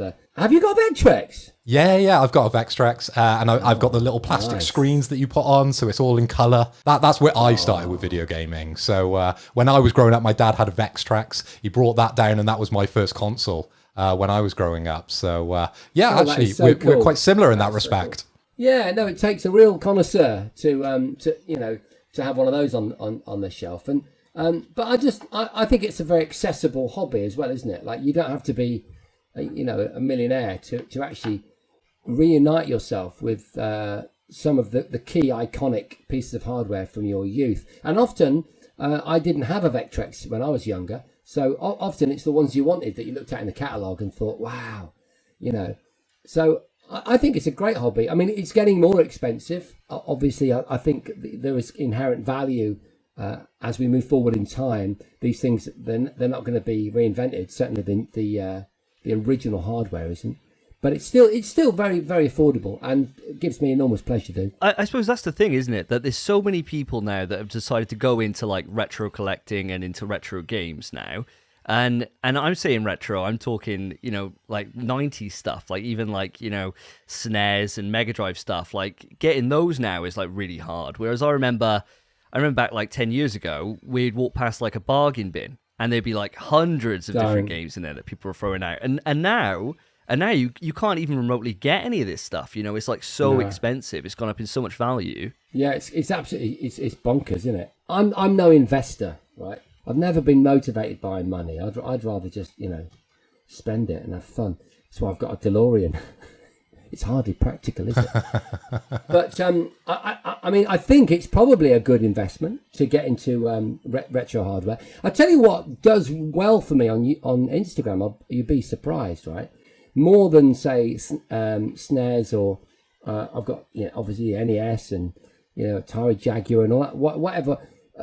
PlayStation, first gen PlayStation content on social media does massive numbers. So if I want to do a post and guarantee a reaction, I'll do something with my PlayStation, and it doesn't have to be particularly creative. There's so much love for the first generation PlayStation. It's extraordinary. Speaking of like classic PlayStation, like PS1 stuff, what was like your favorite game from that generation? Do you have one? Yeah, I mean, it's a difficult question, that, isn't it? Because there were so many absolute crackers. I was thinking this on the train. I've actually written some down. There's so many games that are not just great games, but synonymous with, a time and a place and people. Like I remember sitting on my bedroom floor playing Gran Turismo over the course of about a year with a group of friends who I've sort of lost contact with now. And then when I'd moved to London and I was starting my career after I'd been to university, and we used to sit there for like 7 hours until like 3 a.m. playing Gran Turismo. And Gran Turismo 2, probably it might be my favourite game. I thought Wipeout was amazing. I love the soundtrack. Metal Gear Solid. I mean, come on. That was just absolutely mold breaking, wasn't it? Yeah. And I tell you, I tell you what I've got. I don't know whether I played it at the time, but I've bought it since, and I play it a lot, and I think it's just brilliant. It's Time Crisis with the gun, and Point Blank as well. They're so good. Such good arcade replicas. I have both of those in my collection, and I have Point Blank 1, 2, and 3. It's incredible games. So, Jace, leaving the retro stuff to the side just for the minute, and looking towards the future, and the announcement of PSVR 2, and of course, the ongoing future when we look at metaverse as well. Does all this make you excited for what's to come? Oh, man. Yeah. Yeah. Hell yeah. This is the new internet. We're talking about the reinventing of the internet. I mean, we are literally about to witness significant level change, right? So what I mean by that is, you were around with the invention of the internet, right? You were prescient before the internet, and then I was. Yeah. And then the invention of smartphones. So not just the mobile phone, but the smartphone. So the mobile internet. They're just like on a philosophical level. They are just huge events for our species in terms of what it's enabled us to do and where it's led to. Well, we're about to do it again, except we're about to kind of mess with reality and move into something which genuinely, in certain regards, could be a bit like Ready Player One and those sorts of fictional renderings of that future. Eventually, I think it's clear that's where we'll be, in some form of hybrid augmented reality, mixed reality world. But, I mean, PSVR 2, Project Cambria, which is the kind of running name for whatever Meta are about to release, I think this year, if they're on track. Apple's own hardware, which I think we're probably going to see next year, and lots of other players. It really just promised to bridge that gap between fully immersive VR, where you don't communicate with anyone and you're in your own world, apart from the multiplayer experience, which we'll get onto, which is huge for me at the moment on Quest 2, with games like Population 1 and stuff. But also, I think there's going to be, I think it's going to become more social, and it's going to become more inclusive. In fact, I wonder, I don't know this, and I might be stepping out of line here, but the inside-out tracking that's going to be part of PSVR 2, using those 4 cameras that you've seen on the renderings that they released, I think just about a week ago. I wonder if there's going to be pass-through on those, like there is on Oculus Quest 2. So there's a lot of buzz on Oculus Quest 2 in the kind of developer community. because Oculus Quest 2 has a thing a bit like Dreams on the PlayStation platform. It's called Side Quest, and you can. It's not like Dreams in that it doesn't provide a gaming engine that you can utilize to make your own games, but it's an indie game platform where you can, test out games that aren't quite ready for sale and what have you. And loads of those products now are using the pass-through functionality of the Quest 2. So you can see your room. I'll give an example. There's one at the moment where I can see my piano, and a bit like Beat Saber, it teaches you a tune, and it comes down and it hits my actual keys on my actual piano, and I play the keys on the piano. Now, try and imagine.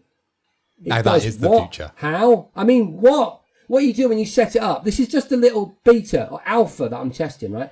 You get the bottom of the controllers, the controllers on the Quest 2, and you take the end of it, the nub of one, so not the actual top, the handle, and you push it on the furthest key to the left, and you do the same with this one, the furthest key to the right.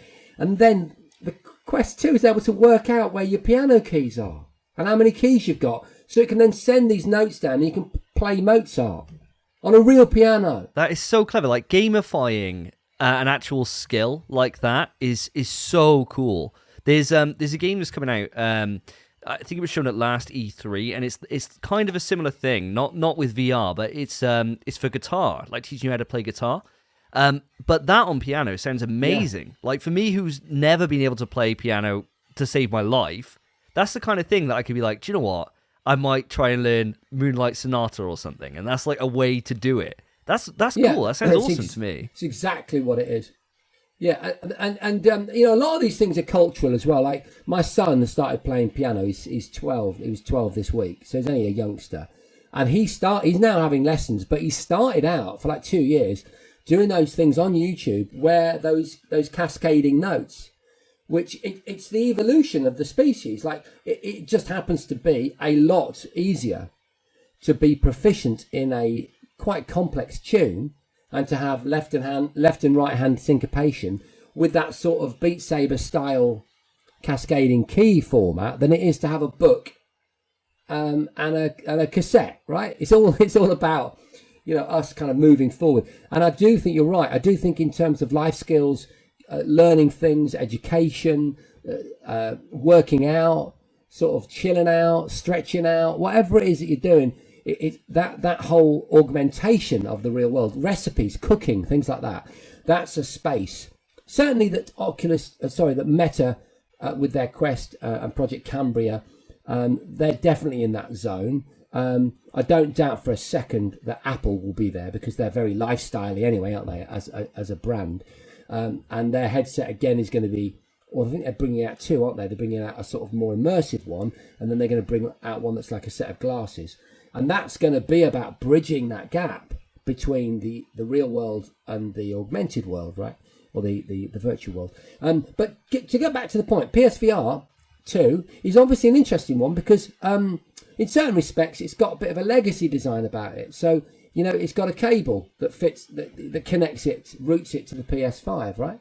And that's interesting when you think about the phenomenal success, whatever you think about Facebook and Meta and the name change and Zuckerberg and them, clearly making billions off our data and not sharing it with us and all that stuff. Whatever the political dimension is, let's put that to one side. What they've done with Quest has been phenomenal. I mean, it was just massive this Christmas, and you'd think, you'd think it'd be starting to tail off. It was even bigger. And yet this is a standalone unit. The hardware's inside the unit. It's not cabled up, although it can be connected to a PC. It's really interesting that Sony decided to keep their new headset tethered. That's a fascinating thing to me. Clearly, we're going to see some AAA experiences. Clearly, that raw power that your PS5 has got to offer is going to offer us something really beautiful. I'm just saying, and some of your listeners will know more about it than I do, but I just wonder whether the 4 cameras are going to be used for more than just inside-out tracking, so your position in the room. And maybe there might be some interesting pass-through stuff. So I can see my table, I can see my feet, I can see the telly. Look, there's Astro, he's on the table, and all that sort of stuff. That mixed with the brilliant sensory interface, that absolutely industry-leading tactile feedback that you get from the DualSense controllers, and you know the tactile feedback's going to be in the headset because they've said so at a recent event. It's going to be in the PSVR 2, and they're so good at it, aren't they? They've got this sort of voodoo they do with movement, and it makes you feel like you're skating on glass, and then your character jumps onto like grass and it feels different. I think VR it will really benefit from that. I'm so excited for it. It's definitely an exciting time. But for us, we were discussing this on the last episode. It's going to be all about the games. Okay, we heard some rumors and we saw some different articles about games that possibly could be coming out on the PSVR 2. We've heard a little bit about the Horizon demo that's coming out, I believe, around the launch period. Jace, for you, what games are you looking forward to? What characters? You've touched on your love for Gran Turismo on the previous generations. Could you see a Gran Turismo take on PSVR 2? I think they have to do it.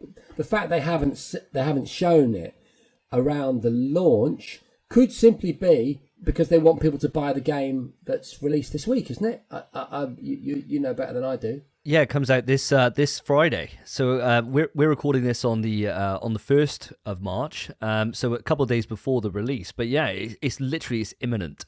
It is like here now, really. Physical copies. Some people have already received them. I think from a marketing point of view, it would be ill-advised for them to be showing it working on a PSVR 2. Because it might encourage people to hang on until they release that particular piece of hardware where they want to sell units, the game right now, yeah. But it wouldn't surprise me, because one of the things that's held, it's held all VR back is the fact that you've got to process so much data. There's so many floating point calculations. It's a really complicated thing. You're effectively playing two versions of the game at the same time. So with a console, that's really difficult, isn't it? Because the architecture is designed specifically to play a game, right? A one single game. At least with a PC, post a headset, you can release new hardware, like in the shape of graphics cards and RAM and stuff, and you can boost it a bit. With a console, you've got to get it right from the outset. And I think now, finally, with this, what is it? It's almost 4K or just up to 4K, HDR, foveated rendering.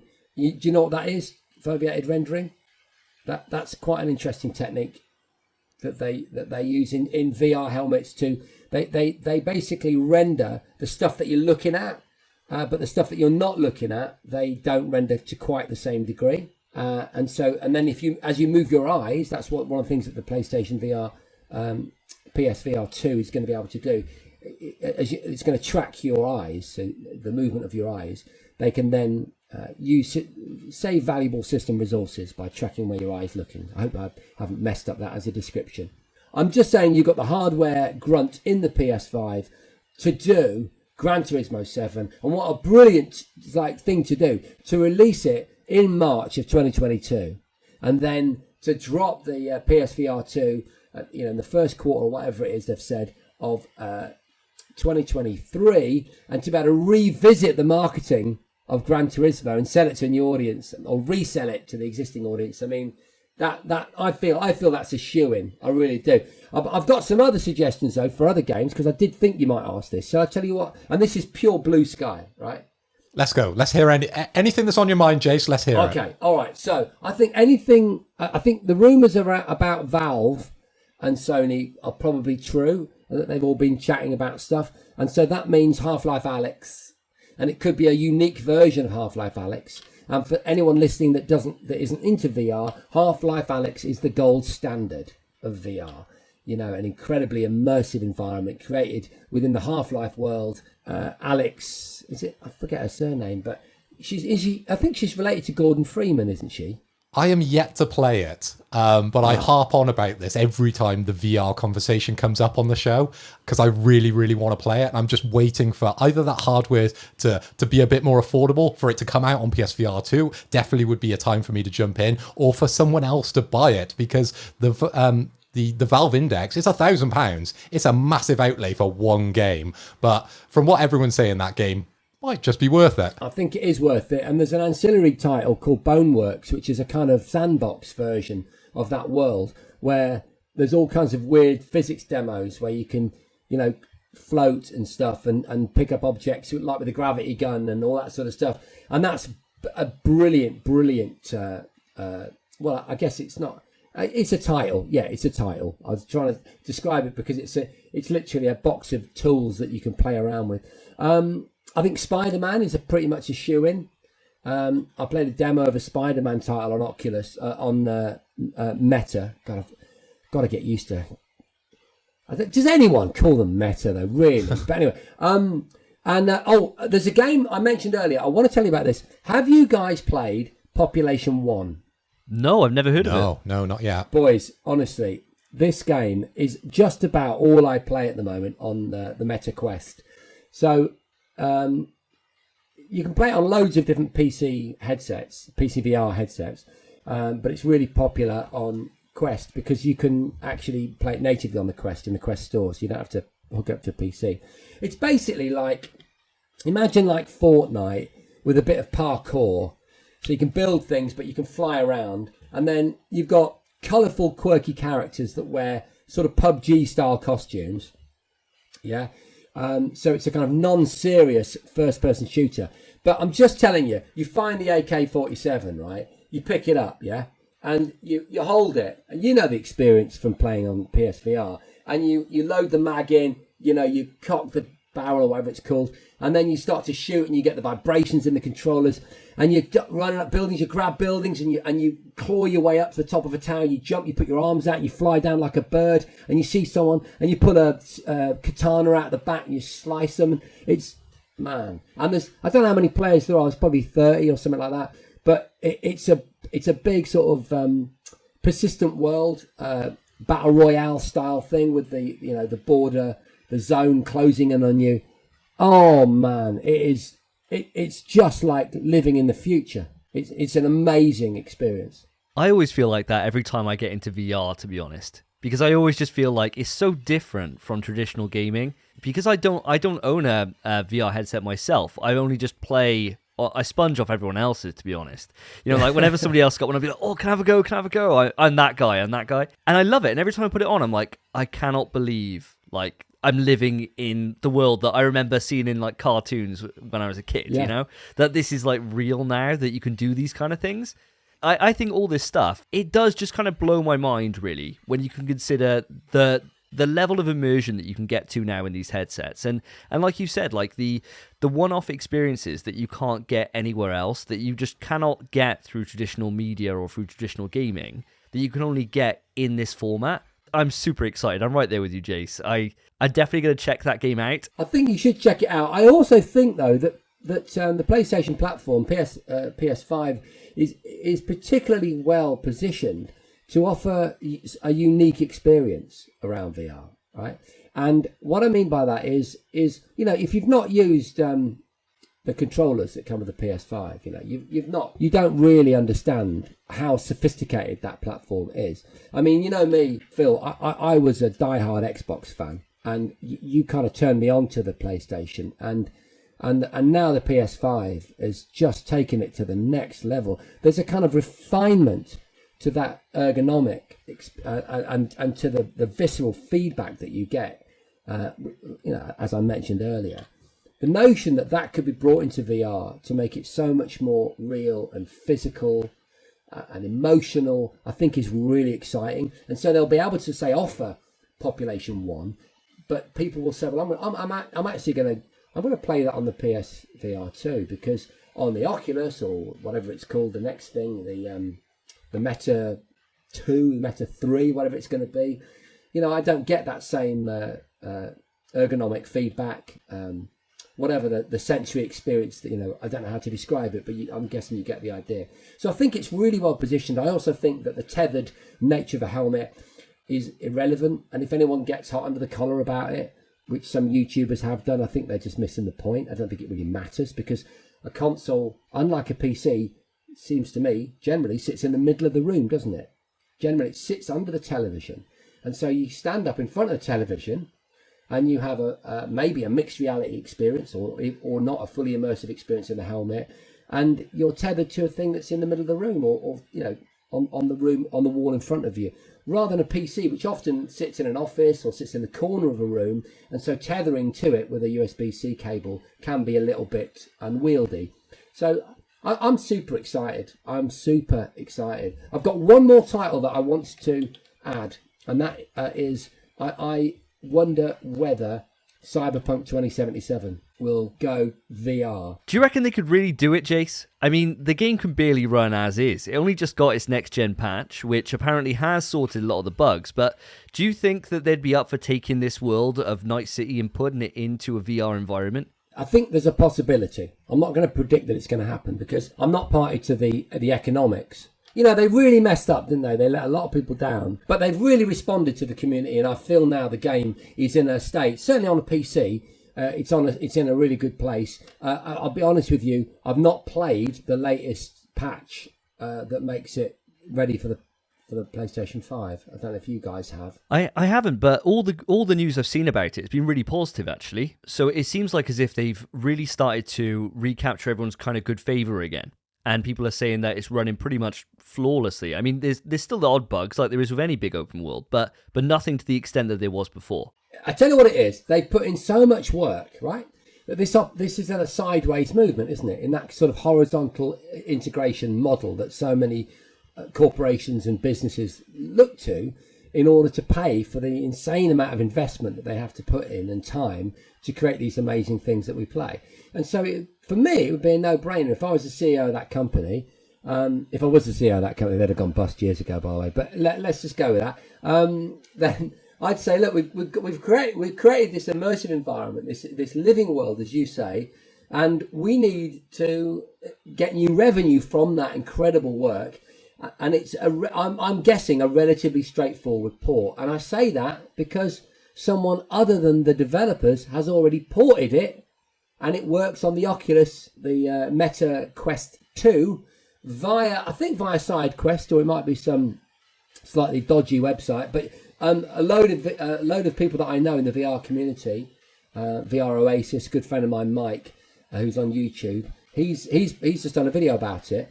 And while it's by no means perfect, for example, you have to use a controller, a gamepad, rather than the Quest controllers with it, which means it's shooting some of the brilliant guns and stuff isn't great. And you can't grab the steering wheel in the cars that you drive.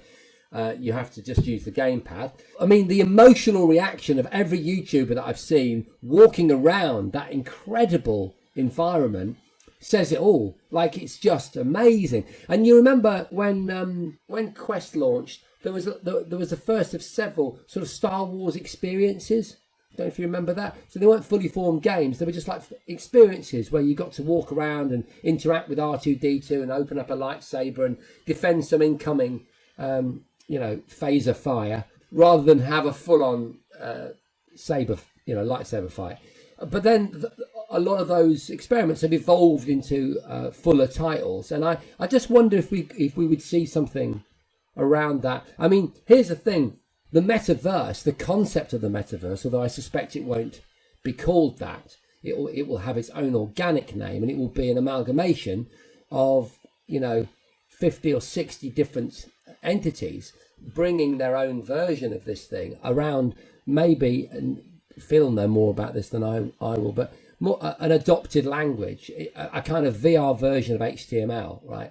That's what I think it will be. That's what we want it to be, and that's probably why everyone had that knee-jerk response to Zuckerberg when he tried to, suggest that the then Facebook were going to own it.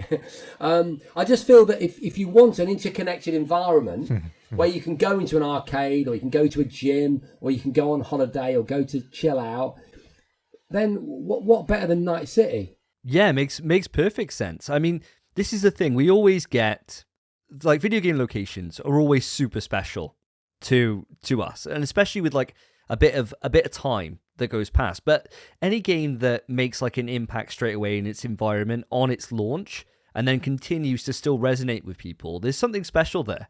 And I mean, games that do that really well, thinking about like you said with Cyberpunk, that definitely did. Even though technically it didn't run too well, the actual city itself is a place that people would like to go to. And it's the same with like, you know, any GTA city, or if I think about like Final Fantasy, there's loads of different locations in there that I'd love to visit. And so seeing a location like that in like the metaverse and being able to kind of exist in that as like kind of like a digital tourist in a way, but still just being able to just experience that world in a brand new kind of immersive way, I think there's definitely something to that there. And that's something that I'll look forward to seeing kind of progress as the years go on, because from everything that you're saying and from what we're seeing in the past with, you know, the advancements of VR, it's probably not too far away that we're going to be actually getting into this stuff and really kind of taking it to a whole other level than what we are currently. The only thing I think that I didn't foresee coming, so I was able, I think, and Phil will back me up here because some of your listeners might not realise that what I do now is I'm a bit of a futurologist. So I get asked by companies to come and talk to them about what certain sectors are likely to do in the next sort of 5 or 10 years. And I often talk about virtual reality, mixed reality, augmented reality, the metaverse, and so on and so forth. What I've noticed recently, as we're kind of getting, as you say, Davey, to a point where it's actually becoming a possibility, is people are getting a bit cold feet about it. It's quite interesting. I think lockdown as well has changed people. I think what we want now is we want a connection. VR is really good at that. I think VR is really good at social stuff when it does it well. And again, people will maybe react to this, but like Rec Room, if you ignore the fact that it's full of squeaky little kids, is a really great model for what I'm talking about. VR chat is also interesting, depending on who you are and what you want of an evening, but problematic for various reasons. But they're all really good. But they're really good experience, you know, experiments in this future scenario, Davey, that I think you quite rightly see just around the corner. But what I was meaning by the lockdown thing, though, is that I've also noticed that there's been a real move against technology. There's been a lot of issues around personal data, and people are becoming a bit more aware of it. I think also parents. I mean, I'm a parent, and we definitely have a bit of a digital addiction issue with our kids. I do think we do need some guidelines, some gatekeeping at some point, because it's difficult even for me to manage my kids' screen time, and I'm sure it can be even more difficult if you let's say you're a single parent and you're doing 2 jobs. I mean, it's going to be so hard, and maybe you live in the middle of a city for your kid to not spend most of their time on devices. On the one hand, VR, mixed reality, augmented reality, does offer actually, in certain respects, an opportunity to get people more social, to get them out, to get them interacting in museums and parks and all that sort of stuff. But it can also be seen negatively, because we're all a little bit sensitive at the moment to the sort of massive changes that have happened. So I have noticed, whereas I used to talk about it as a kind of ethereal concept, like it's coming, we're not quite sure when, let's say 5 years ago, now people really see it's happening, and they are quite fearful of it. That's what I found at the events that I do. I found a certain trepidation that maybe wasn't there. It is interesting, isn't it? And especially, like you said, you know, we've all been kind of cooped up for the last 2 years with COVID. And so we're all kind of in this, like you said, this kind of like pullback at the moment where we just want to do everything. You know, we want to do everything together. We want to see everyone. We want to, everything that we've kind of collectively missed out on doing for 2 years, we're trying to just cram. Like, I know for myself, I got so much more planned this year than I normally would do. And it's in direct response to COVID, because I didn't do anything for 2 years. So it's like, right, well, this year I'm doing it all. Right, I'm doing everything. Whereas before, I'd probably be just quite happy just doing the odd thing, you know, a couple of times a year, do something big.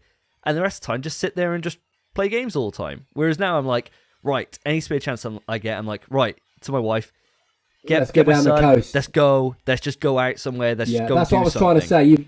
Yeah, let's do anything, you know? And anything to kind of get out. You described it better than I did. That's what I meant. There's a return to a kind of slightly simpler set of values, which I think has slowed our progression towards Ready Player One. You know, we're all feeling a need for humanity, aren't we? Maybe that we weren't perhaps thinking about 2 years ago. But anyway. It's a perfect time because obviously the Stream Deck is coming out very soon. I don't know if you've got one of those on pre-order, but I know I have. So we can take our gaming with us when we go out and try and experience these things in real life. We can still take our mini PC with us. I'm so grateful for you making that point. Of course, I've got the 512 gig version on order, Phil. I didn't get in quick enough though, so I think mine's coming, God, like July. I'm going to have to stare at... I'm guessing you were right in there, were you, day one? I was day one, but I'm still waiting for my email. I'm checking it every day. Mate. It still hasn't come through, so I might be in Q2. I don't know. So exciting. The only thing I was disappointed about was that there wasn't more flexibility from some of the big players like Epic and stuff. That, you know, with their cheat, whatever their cheat code stuff, you know, so that I won't be able to play. You know, some of the titles I like. I'm a big fan of battle royale titles. I just love that as a format. Several games that I would like to play on it, I'm not going to be able to play. But yeah, but what I love is, for me, it's almost like free in that I've invested over the last 10 years or whatever in my Steam library, and I now get to really get value from it. And I'll probably end up playing games that I haven't played for 3 years, because, you know what I mean? Because I'm on the train, I've got access to them, and mate, what a lovely bit of hardware that is as well, don't you think? I'm exactly the same because, like, I buy a lot of my games physical when it comes to PlayStation, and I've got a massive back catalogue which I'll never get through. Now I'm thinking about my Steam back catalogue. It scares me. It gives me nightmares because I have so many games, as you said, over years of investing into humble bundles and getting gifts off, you know, friends and family. Oh, Phil, I'd love to play this game on Steam. Oh, I'm sure he will. Will I? Hell, I've got thousands of games in my Steam library, but now with the Stream Deck, I'm going to actually dig into some of those games, and I cannot wait. Yeah. What's the first game that you're going to play on it? Well, I am wearing a Death Stranding t-shirt. Okay, well, there you go. Then there's the answer. It's the Death Stranding t-shirt. Yes, I wear this quite a lot for the show because I'm a massive fan of Death Stranding. So that'll probably be the game I sort of try it out first on the Stream Deck, even though I've completed it multiple times over PlayStation. Have you ever played Firewatch? I haven't, but I really do. It's in my Stream library. I'm pretty sure it is. Yeah. That's the one I'm going to play. So that's the walking sim. I first played it on PS4, and I just loved the kind of, it was like a drama that I was part of, and I love the mystery of it, slightly haunting nature of this beautiful, beautiful game. But being a dad and having the sorts of job that I do where I work for different people every week, so I move up and down the country, I don't have a lot of time to sit at my PC or sit at my PS5. I don't actually own a PS5 at the moment, actually. I have to say that because that would be misleading. I borrow one off a friend when I can bend his arm. That's a very nice friend. He's a very nice friend. Oh, I tell you what, he's actually one of the leading kind of, what would you call him? He makes like bespoke gaming PCs. He's called Battle Rigs.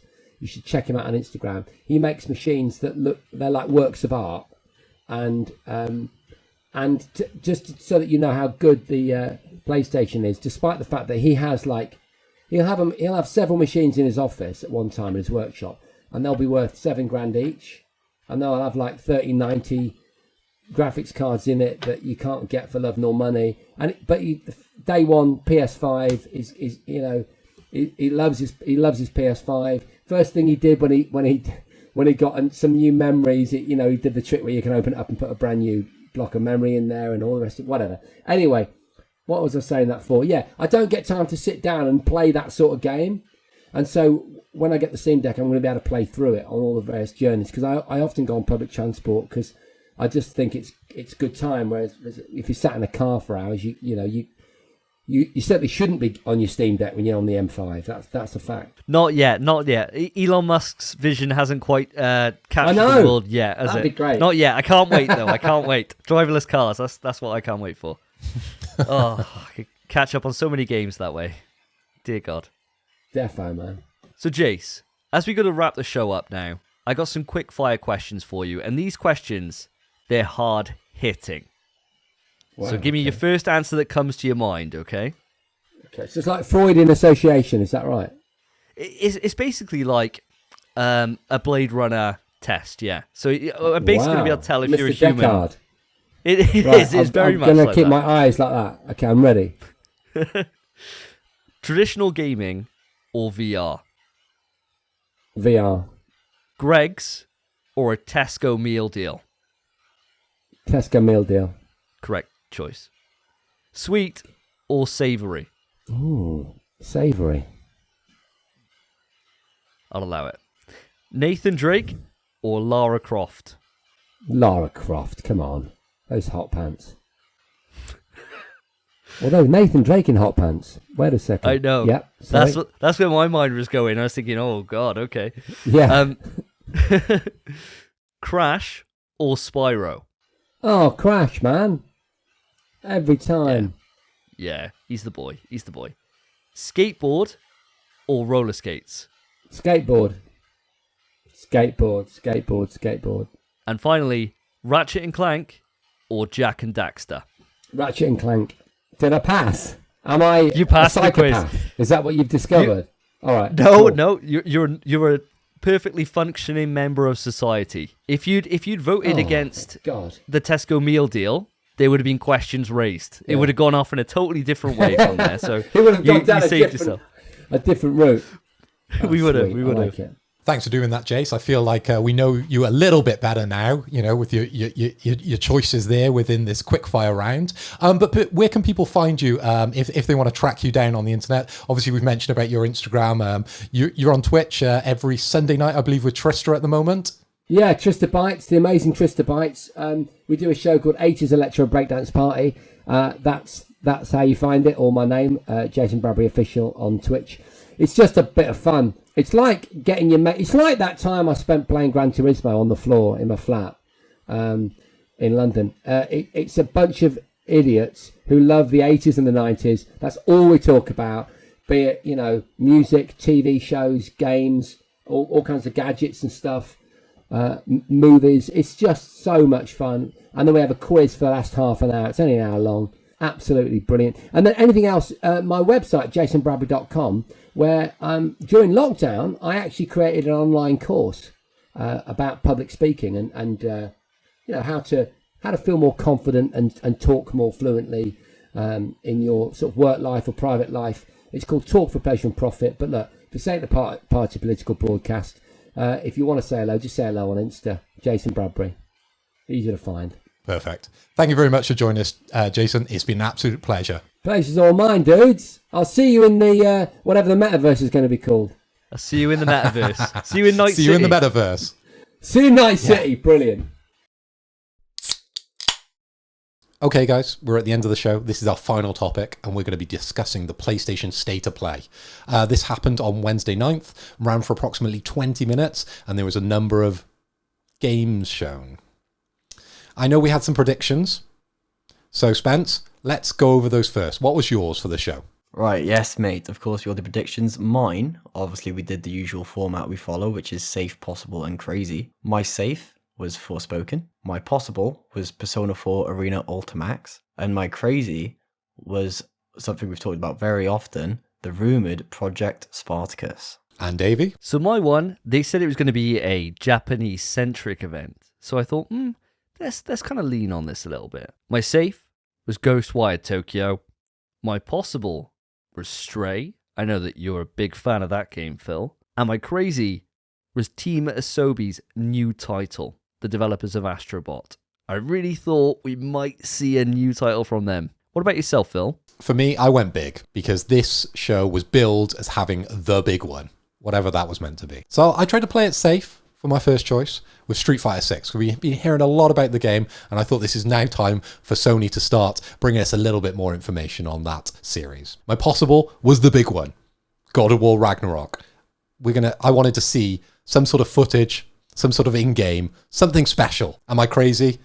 Was what we talked about earlier. I thought that possibly, because of the rumours surrounding the new Infamous game, we would see something related to Infamous. So guys, how did we all do? Well, you asked me first, so I have one shot to give out. And that was because they showed Forspoken. And I'm the same. Ghostwire Tokyo came in for me, and I was kind of gutted that I didn't get the other two, but at least I got one. So, not too bad of a showing. Yourself, though, Phil? A big fat 0, unfortunately. And I know this show would have been epic if any of those had come in, But yeah, they avoided all my predictions. I swear PlayStation are following me now on Twitter. They know what I'm predicting. They're not on my side, are they? They're just changing it last minute just to screw you over. They couldn't give me and Spence 2 because then we'd just be too powerful. We've only ever had one person, and that was yourself, Spence, actually get a 2 points in one of these predictions. So we don't have a good track record at the best of times. So for one of us to get, well, for each of us to get one each, that's not bad going. That's not bad at all. In terms of the podcast, this is a success. So boys, I think we'll leave it to the next show for you to nominate, purely because this one we're going to keep it very dry. I'm going to come back to you now and give me an overall rating for the show. Let's go out of 10 for the show. Spence, you're up first.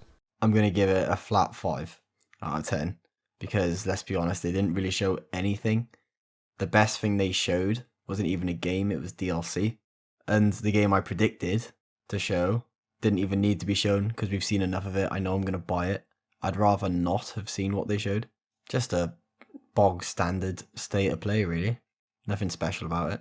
That's it. Yeah, I feel you. Davey, is there any improvement on a 5? I'm going to go in for a solid 6. And the reason why I'm going for a 6 is because of one game. Returnal. Hell yeah. I actually popped off when this came on screen. We all watched it together. And I remember just going mental for this because I just did not see it coming. And sure, as you said, Spence, it is just DLC. And of course, we'll unpack that, I'm sure, in the next bit of this kind of review of this state of play. But for me, that's what saved it. That and the fact that Teenage Mutant Ninja Turtles, the Cowabunga collection. Hell yeah. Those are two great announcements from this. And they're things that I just didn't expect to see. Ghostwire and Forspoken, like you said, Spence, both expected. You know, we've seen enough of those games now for it not really to get any extra excitement out of me. I've seen enough from those. I don't really want to see any more. I kind of want it to go away. But for those two things alone was enough to push it up to a 6 for me. Without those, it probably would have been down towards the 3s. So those two really did carry it for me. What about yourself, Phil? For me, I feel like I've been burnt with this show. Purely because I had such high expectations for my predictions. None of them came true. And they blue-balled me with the opener. What the F? Honestly. I swear that's Regina. It is pretty damning, really, isn't it? You know, it started off with, Exoprimal. And when that was first shown, you see a red-haired woman. You see dinosaurs.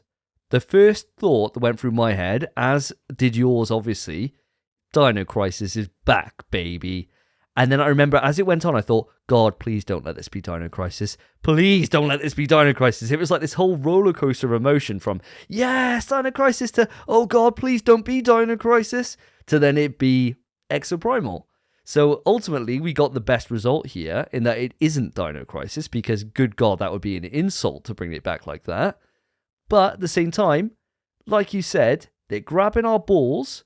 They're giving it just enough of a little tickle for you to be like, ooh, that's quite nice. Or in my case, I wouldn't like this. I'm not about my balls being touched. But you guys seem to really enjoy this, right? So they're giving it a little fondle, maybe a little bit of the shaft work as well. Just enough to kind of keep you still going a little bit, but not enough for you to go anywhere with it. And that's my review of Exoprimal, which, Jesus Christ, who the fuck wants that? Putting the sexual innuendo aside, let's move things on to a reoccurring section that we've had a few times on the podcast before. I'd like you to give me your shag, marry, and kill for this state of play. Spencer, we're going to you first. My shag for this state of play is Gigabash. Oh. Honestly, I'm saying that. I can't even remember the game. But let's be honest, my missus doesn't give me a shag. I hope one day she'll give me a Gigabash. And that is it. So you've chosen the game for a cheap joke. Brilliant. It's the same joke I made when they announced the game. Excellent. Brilliant. I can't Fair fault play, that. sir. So no rationale, just that is your shag. Perfect. Moving on. Davey. My shag for this is going to be Teenage Mutant Ninja Turtles. That's going to be my shag. I thought the game looked amazing, actually, and for the amount of games that are in that collection, I'm blown away by it. I really cannot wait to get into this and play some of the kind of classic fighting games that are in this, alongside, Turtles in Time and all the classic 2D side-scrolling beat-em-ups. I'm all for this. It was a big shock for me. I was really blown away by it, and I can't wait to experience that later in the year when it comes out, especially playing it through with you guys, where, I can be Raph, because I've got a bit of taste, and you guys can play your other bitch-ass turtles that you like to play as. You got to think as well if they give it trophies. Oh, it's definitely got trophies, mate. Oh, it's definitely got trophies. You just got to hope that it's got a good play, and that it's not a platinum where we got to beat Turtles in Time without losing our life or anything, That would be just insane. So we'll have to wait and see for that one, because that would be nuts. That'd be the hardest platinum I've ever seen in my life, if that's the case. Phil, I feel like as if I've kind of done you dirty taking that one. I do apologise, but you don't have any shots to give out next episode, so I got no worries in fucking you over, mate. What did you have for your shag? My shag is Exoprimal. Exoprimal came out of left field. It came out of nowhere. It hit me with so many questions throughout the whole trailer, and I'm still confused about it. What is that game even meant to be? Well, I think that's the biggest question of everything, isn't it? It looks like Anthem, but with dinosaurs that fall from impossibly high heights and somehow survive. They're falling from like a skyscraper height, like a velociraptor, and they're cool with it. Bro, I'll tell you exactly how. The first, maybe 100 die, and then the next 1,000 land on them, and it softens the blow. That's all well and good, but as soon as you start getting into a giant dinosaur, right, like a long neck, right, a bronchosaurus, whatever they're called, they got some weight. Bronchiosaurus. Oh, sorry, I didn't. Or Diplodocus. The dinosaur experts in. Just call me Ross Geller. I know my dinosaurs. As soon as you got that kind of weight falling from that kind of height, that's going to really mess it up. You think a whale dies just by being on land. Just by being on land, it dies under its own weight. So a dinosaur falling from that kind of height, this game isn't realistic, boys. It's certainly nothing to... the physics are all over the place for this one. I've got a quick question about it before we delve too much into obscurity with this explanation of this game. Do you think this game started off life as Dino Crisis at all? Because there is so many nods throughout it to Dino Crisis. Obviously, there's dinosaurs in it, there's guns, there's shooting. It's quite arcade style, which was Dino Crisis 2. And then, of course, you have some character who looks very similar to Regina. So do you think there was ever in the process this was Dino Crisis and it maybe moved too far away from the actual expectations of probably the fans, and now they've just renamed it to something else? Do you think this is maybe a spiritual successor to Dino Crisis, guys? I think that's a very solid shout. I think it very much could be. Maybe it was planned as Dino Crisis. They made the assets and then thought, this isn't working, let's not put the assets to waste. No, I don't reckon that's the case. I reckon all that happened was someone in Capcom came up with this idea and they're like, yo, we don't really have a live service game at the moment. We got Monster Hunter, I guess, but it's not really live service. Anthem was a thing. I reckon we could do Anthem, but what's better than fighting, bug enemies? Dinosaurs. And they thought, yeah, this is cool. Let's just put dinosaurs in and this Anthem, but with dinosaurs. And someone was like, oh, did you know that years ago we made a dinosaur game? And they were like, what? No way. What was it called? Dino Crisis. Like, I bet. Why don't we just make one of the characters look like Regina? How cool would that be? They're like, yeah, people will love that. And that was it. That's all it was. And they were just like, yeah, that'd be a cool little nod for fans. It won't really confuse them or make them think this is part of maybe they're bringing Dino Crisis back, or maybe there's hope for this franchise which hasn't seen the light of day in decades at this point. It was a stupid idea putting a Regina lookalike in there, because all it's done is it's given fans false hope for a game series that isn't coming back. As much as I want it to, it just ain't. And I think this is a death sentence for that franchise. It has definitely got us talking about Dino Crisis, though, hasn't it? If it's done nothing else, and that is a very beloved Capcom title, which is something that we should be delving back into in the near future for our spoiler cast from the past. We haven't forgotten about it, but hey, what can we say? It's Elden Ring and Horizon season, guys. I want to ask you about this one, Phil. So You've put it on your shag list. Are you actually thinking of checking this one out then when it comes out? I think this game is straight to PlayStation Plus, and if it is, I'm jumping in it for a night. It looks fun. It does look fun. You're blasting dinosaurs endlessly with your mates. Why not? Let's give it a go. If it doesn't come out and it's like 30 quid or something like that, then that's a no for me. But if it comes out and I've somehow got it with some subscription method that maybe I've got, possibly with the new PlayStation Spartacus project, maybe if I'm subscribing at the top tier, I get this as part of it, then possibly. I would play it if I've got access to it, but hell, I ain't paying 30 quid for this game. How about yourself? Yeah, I think if they put a demo out, like a demo or like an open beta, and we could try it, I think then maybe that might be the smartest way, because then if it's fun and we enjoy it, then hell, why not? But for Anthem, we only got in on the mix on that when it was like £2.50 for us to buy. So if it comes out as a full price game and I haven't had a chance to play it beforehand, I can't see myself getting it. But as you said, if it's included as part of PlayStation Plus, especially if it comes out at a great time where it's not a lot of competition around it, it's got a chance to succeed there, especially with me, where I'm going in super skeptical and I don't really want this. What about yourself, Spence? Are you joining us to kill some dinosaurs?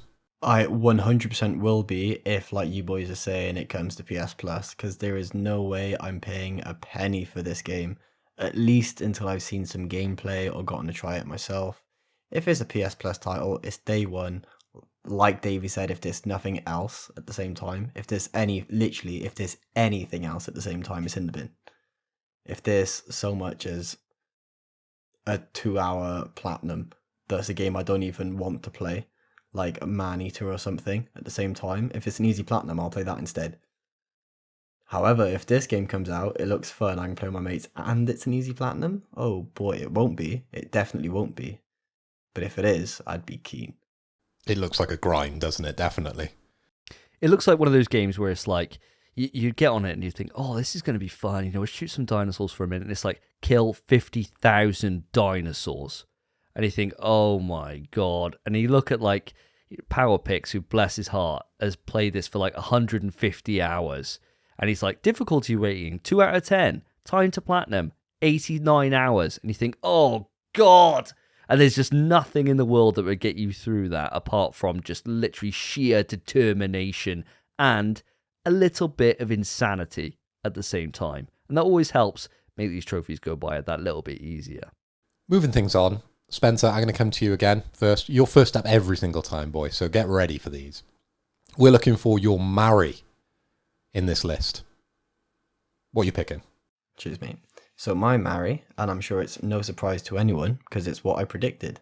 It's Forspoken. Honestly, they didn't even have to show it to me because I know it's a day one for me. I traded in my 1 copy of Elden Ring, so I had 2 copies. And I've got a £55 gift card. And the day Forspoken comes out, I know it's being used on that. Going straight to game. Unless I'm pre-ordering it and then I buy something else, who knows. I was debating buying the Uncharted 4 remake. But I didn't. Or remaster. So Forspoken, easily my marry, because I know that game looks so sick. I do really wish they'd stop showing it to me, so I can just speculate and have it in my mind, and then them tell me everything I thought was wrong when the game comes out, and I'll be like, whoa, no way. But I'm gonna know the whole game soon. Stop. Calm down. I'm already marrying it. Keep it to yourself. I'll meet her when I meet her. That's a great choice, to be honest, in your marry. I mean, it's a game that you and me are both really excited for. And do you know what I find weird? I find that Twitter's really strange on this one. Twitter seems to be going down the kind of like that this game's woke for some reason. I don't know why they're doing that, just because it's a woman protagonist who's black. I'm not sure. I don't really get why they're getting these woke vibes from it. For me, it just looks like a really impressive open world fun game. Kind of like I was saying about Infamous, you know, a game where you got loads of powers and you're just doing stuff. And that's what this game just reminds me of. I'm right there with you. I cannot wait to get into this game when it comes out. And with the delay, I was so glad for that delay, because it means that we can really spend some time, you know, in Elden Ring and in Ghostwire Tokyo, which is only around the corner now. And we got a little bit of breathing room before that comes out. The only danger that we have is that potentially we could be in God of War territory in which case then, it's going to get absolutely, ignored. But who knows? We don't even know a release date for that yet. Okay, Davey, we're on to your marries. So in this list, is it no surprise who you're picking? Yeah, it's an obvious one, this one, guys. And I tell you what, Spence, you've been very diplomatic there, giving me Returnal. I do see that, and I appreciate that. So yes, Returnal Ascension is my marry. I cannot wait to spend the rest of my life climbing that endless tower, because I tell you what, I cannot wait to see more of the story that's going to be shown in that. And sure, I won't make sense of it. I'm not smart enough to understand it, but I'll appreciate it nonetheless. And I'll really enjoy going through this in co-op with yourself, Phil. Be able to take you up, put you under my wing, and we'll just go and experience this game. Because Christ, I go on about it nearly as much as you go on about Death Stranding. I adored this game last year. I really did. My favorite game of last year. So an extra chance to go into this and to experience it with new weapons and see new story modes and see new enemies. I'm all for that. I'm all for that challenge of climbing that tower. But I'm also there to be able to help you through the game, Phil. And I can't wait to do that with you. I think it's going to be so much fun to be able to play it in a co-op environment. Are you excited to dive into this game now, Phil? Yeah, definitely. I think this is what I've needed, that little push to get back into it. Because I did buy Returnal on launch, and unfortunately I fell out of favour with it sort of straight away. There was other things sort of on my plate at the time. So this is perfect. This is perfect timing for me, really. And I'm really excited to go back in, especially with yourself. Obviously, we've had some legendary co-op games that we've played together with Portal. The game that cannot be mentioned, 5. Maybe this is our next one that I'll reminisce about in a couple of shows' time. And Spence, are you excited by this? Are you excited to kind of take on the towers and really push yourself and see how far you can get through it? I'm definitely excited for the Tower of Sisyphus. I'd like to see kind of what it adds to the game and just what it entails and how difficult it's truly going to be, because that is a difficult game anyway, as is. And it's also kind of making me want to go back to the base game as well, because I still don't have that platinum. I've beaten the game, I beat it the week it came out, but I never finished that grind, because that grind was extensive.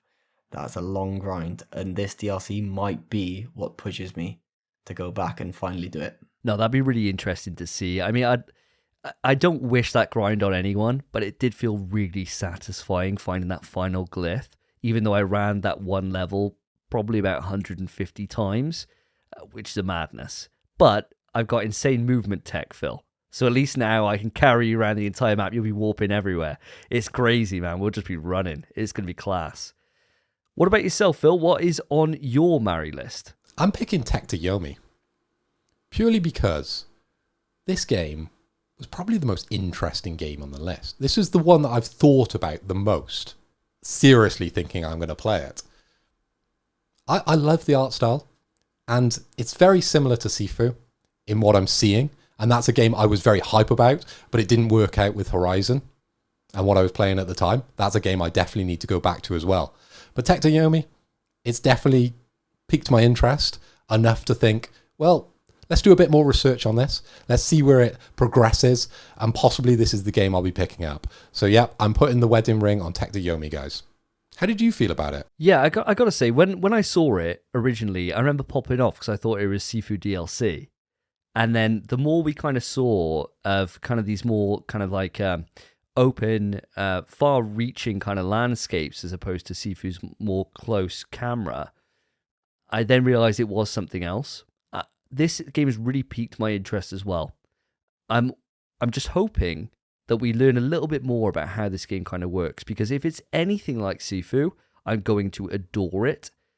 I'm just hoping that it kind of is, and it's not some other kind of weird combat system, because Sifu's been my biggest surprise of the year. I was hyped for it anyway, but for it to really just blow my expectations wide apart, and for me to give it like a 9 out of 10, I want another experience like that. And this could be the one to do it for me. What about yourself, Spence? Likewise, mate, similar to you, I thought Trek to Yomi was just Sifu DLC, and I was popping off as well, because Sifu, it's literally, I'd be telling the exact same story you just told. Sifu blew me away, complete surprise. Trek to Yomi looks extremely similar yet different. It's all in the kind of, in Sifu you get those kind of 2D like movie kind of camera angles, but this entire game is that, and those are some of the coolest moments in Sifu. So if they could just kind of have an entire game about that soul mechanic feature in Sifu, that's just sick. And I'd imagine you're playing as a samurai, you're gonna have that sword the whole time. That's cool, man. Samurais are sick. I don't know why I didn't pick it as my starting class in Elden Ring. I made a mistake. I'm hyped for that game. I am truly hyped. Sifu has changed my opinion. One to keep an eye on for sure. Okay, guys, let's round things up. What are you killing on that list? Spence, you're up first, buddy. I'll tell you what. I think for my kill, I'm going to go with JoJo's Bizarre Adventure All-Star Battle R. And although that game looks cool, it does look like a cool fighting game. It's got an awesome art style, as JoJo's the anime does. There are just so many anime fighters, and I'm not a massive fan of the JoJo franchise. If I were to play one, it would be Kill la Kill If, or it would be My Hero, or Naruto Shippuden, or any other anime game that has this, or I would just say fuck it and play them all and play Jump Force. I don't need... JoJo's in Jump Force, I'm pretty sure. I don't need a JoJo's game. Especially when it's literally the exact same game as the others, but they've just changed the character models and changed the name. And also, what really pisses me off is JoJo's Bizarre Adventure All-Star Battle R. What is that R doing there? What does it mean? Why would they just slap R on the end? It's like Kingdom Hearts titles all over again, isn't it? You know, we're getting back to this moment where Japanese developers just put random letters or random words on things, like as if it makes any sense whatsoever. I could only imagine it stands for remix, possibly, if these are older titles that they're now bringing back. I don't know, I don't think it is, but then also Persona 5R exists, and that's Royal. There's Naruto games that do the same thing, there's My Hero games that do the same thing. There's Persona 4 Arena Ultimax, which was just P4AU, but obviously that stood for something. Whereas I'm looking at the official title of JoJo's Bizarre Adventure right now, and it's just a letter R. I'm like, what? Give me a word at least. Moving on, Davey, you're up next. What's your kill on that list? That list is getting pretty slim now. You could probably kill the rest of that list. Yeah, I could quite happily kill the rest of the list and not feel a thing. Yeah, I could quite happily commit list genocide right there, and I wouldn't feel any sadness whatsoever. In fact, they'd be quite deserving. I'd be putting them out of their misery. But I can only pick one as per the rules of Shag Marry Kill. And I'm saving the one that I would kill without a shadow of a doubt for you, Phil, because there's one on there that sticks out like a sore thumb that I think you're going to have a personal issue with. So I'm going for a different one. I'm going for the Diofield Chronicle. Now, the reason why I'm killing this one off is because this is a game that just does not speak to me on any level. I know that for people that are fans of Fire Emblem, there's something here for you. I'm not a fan of that. I'm really not a fan of like deep, strategic, real-time strategy games. I'm not interested. And when it's got a kind of anime style over the top of it, where you've always got a trailer with a load of music and people saying random bollocks as that trailer goes on, it's 2 red flags for me. And 2 red flags, I'm out of there. So I'm not even giving it the time of day. For those that like that, cool, I'm really happy for you. Not my cup of tea. So I'm killing it off.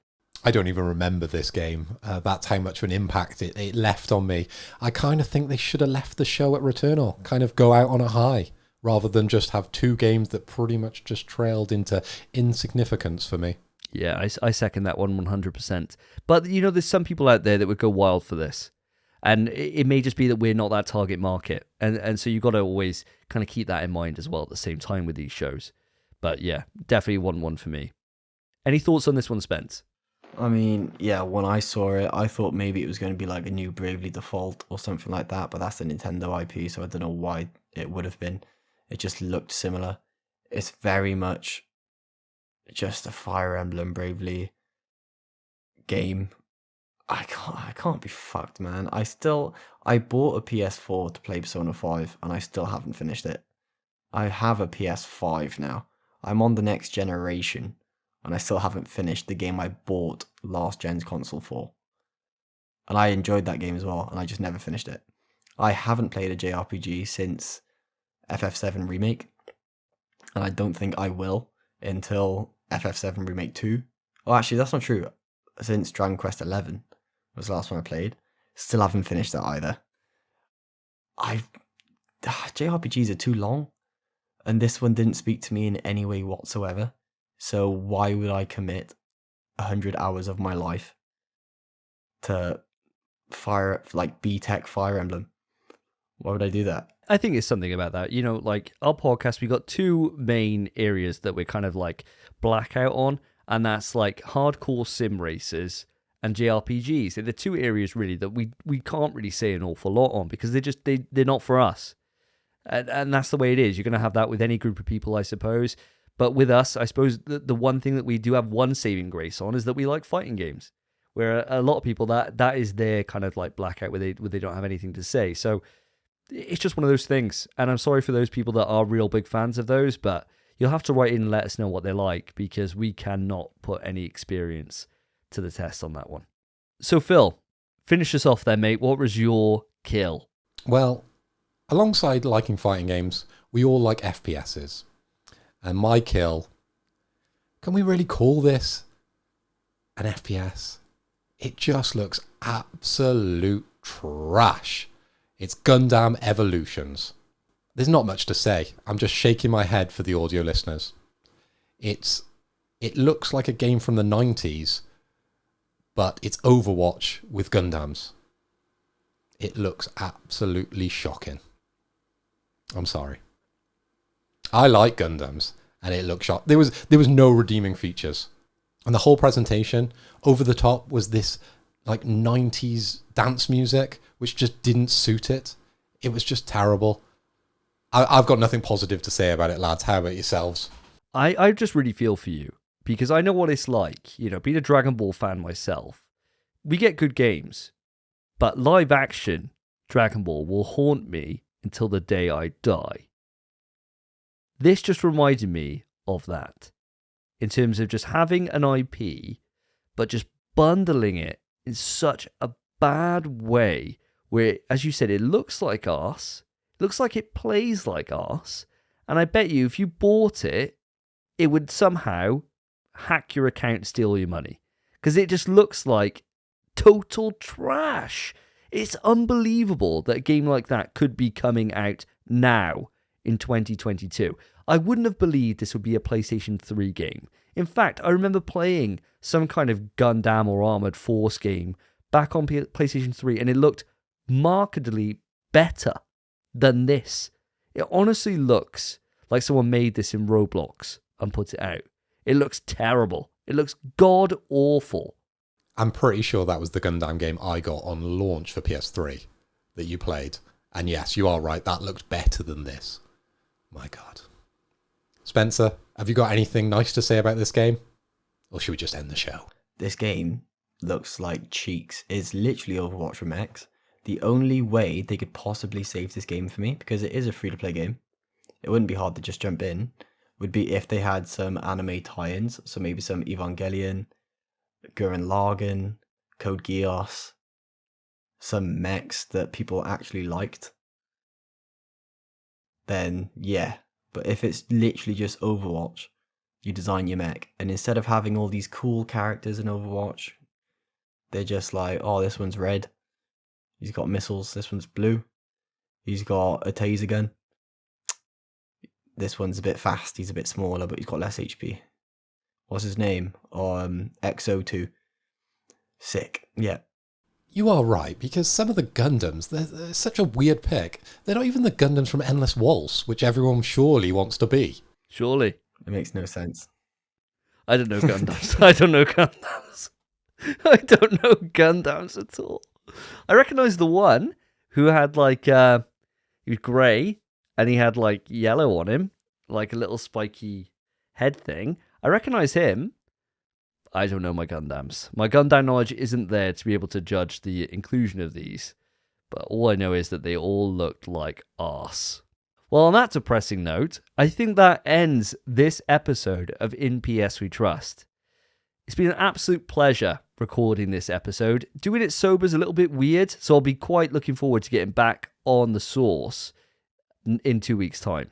Remember, if you want to take part in the show and tell us why the Gundam game is the best thing you've ever seen in your life, or that we're totally wrong about JRPGs and you want to send your recommendations for ones we should play, feel free to write into the email pswetrust@gmail.com. Feel free to reach out to us on Twitter @NPSWeTrust or any of our individual Twitter accounts, which will be in the description below.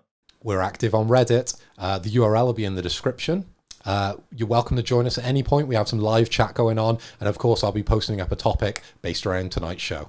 And don't forget, Phil is on TikTok. So if you are a TikToker, I don't know if that's a thing. I don't know what they're called. I don't use TikTok.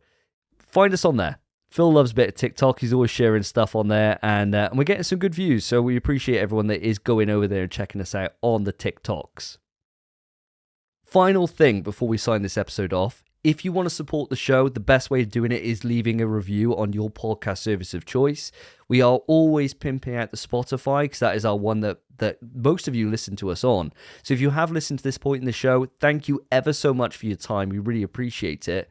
Please consider leaving a quick review. It takes 5 seconds on Spotify. Just click the little stars icon. Put it as whatever you want to. Obviously, 5 stars would be great. But anything helps the show. We really, really do appreciate it. And thank you to everyone who's already done that for us so far. But that has been it for episode 38 of In PS We Trust, a PlayStation podcast. I've been Davey. I've been Phil. And I've been Spencer. Take care, guys. Peace. In PS We Trust is hosted by Davey, Phil, and Spencer. You can write into the show via our email, pswetrust@gmail.com. Our Twitter is @InPSWeTrust. To find each of us online, follow our Twitters, @SSJDavey, @PhilipHoy, @SpenPie_. Thank you for listening. Take care of yourselves, take care of each other. See ya.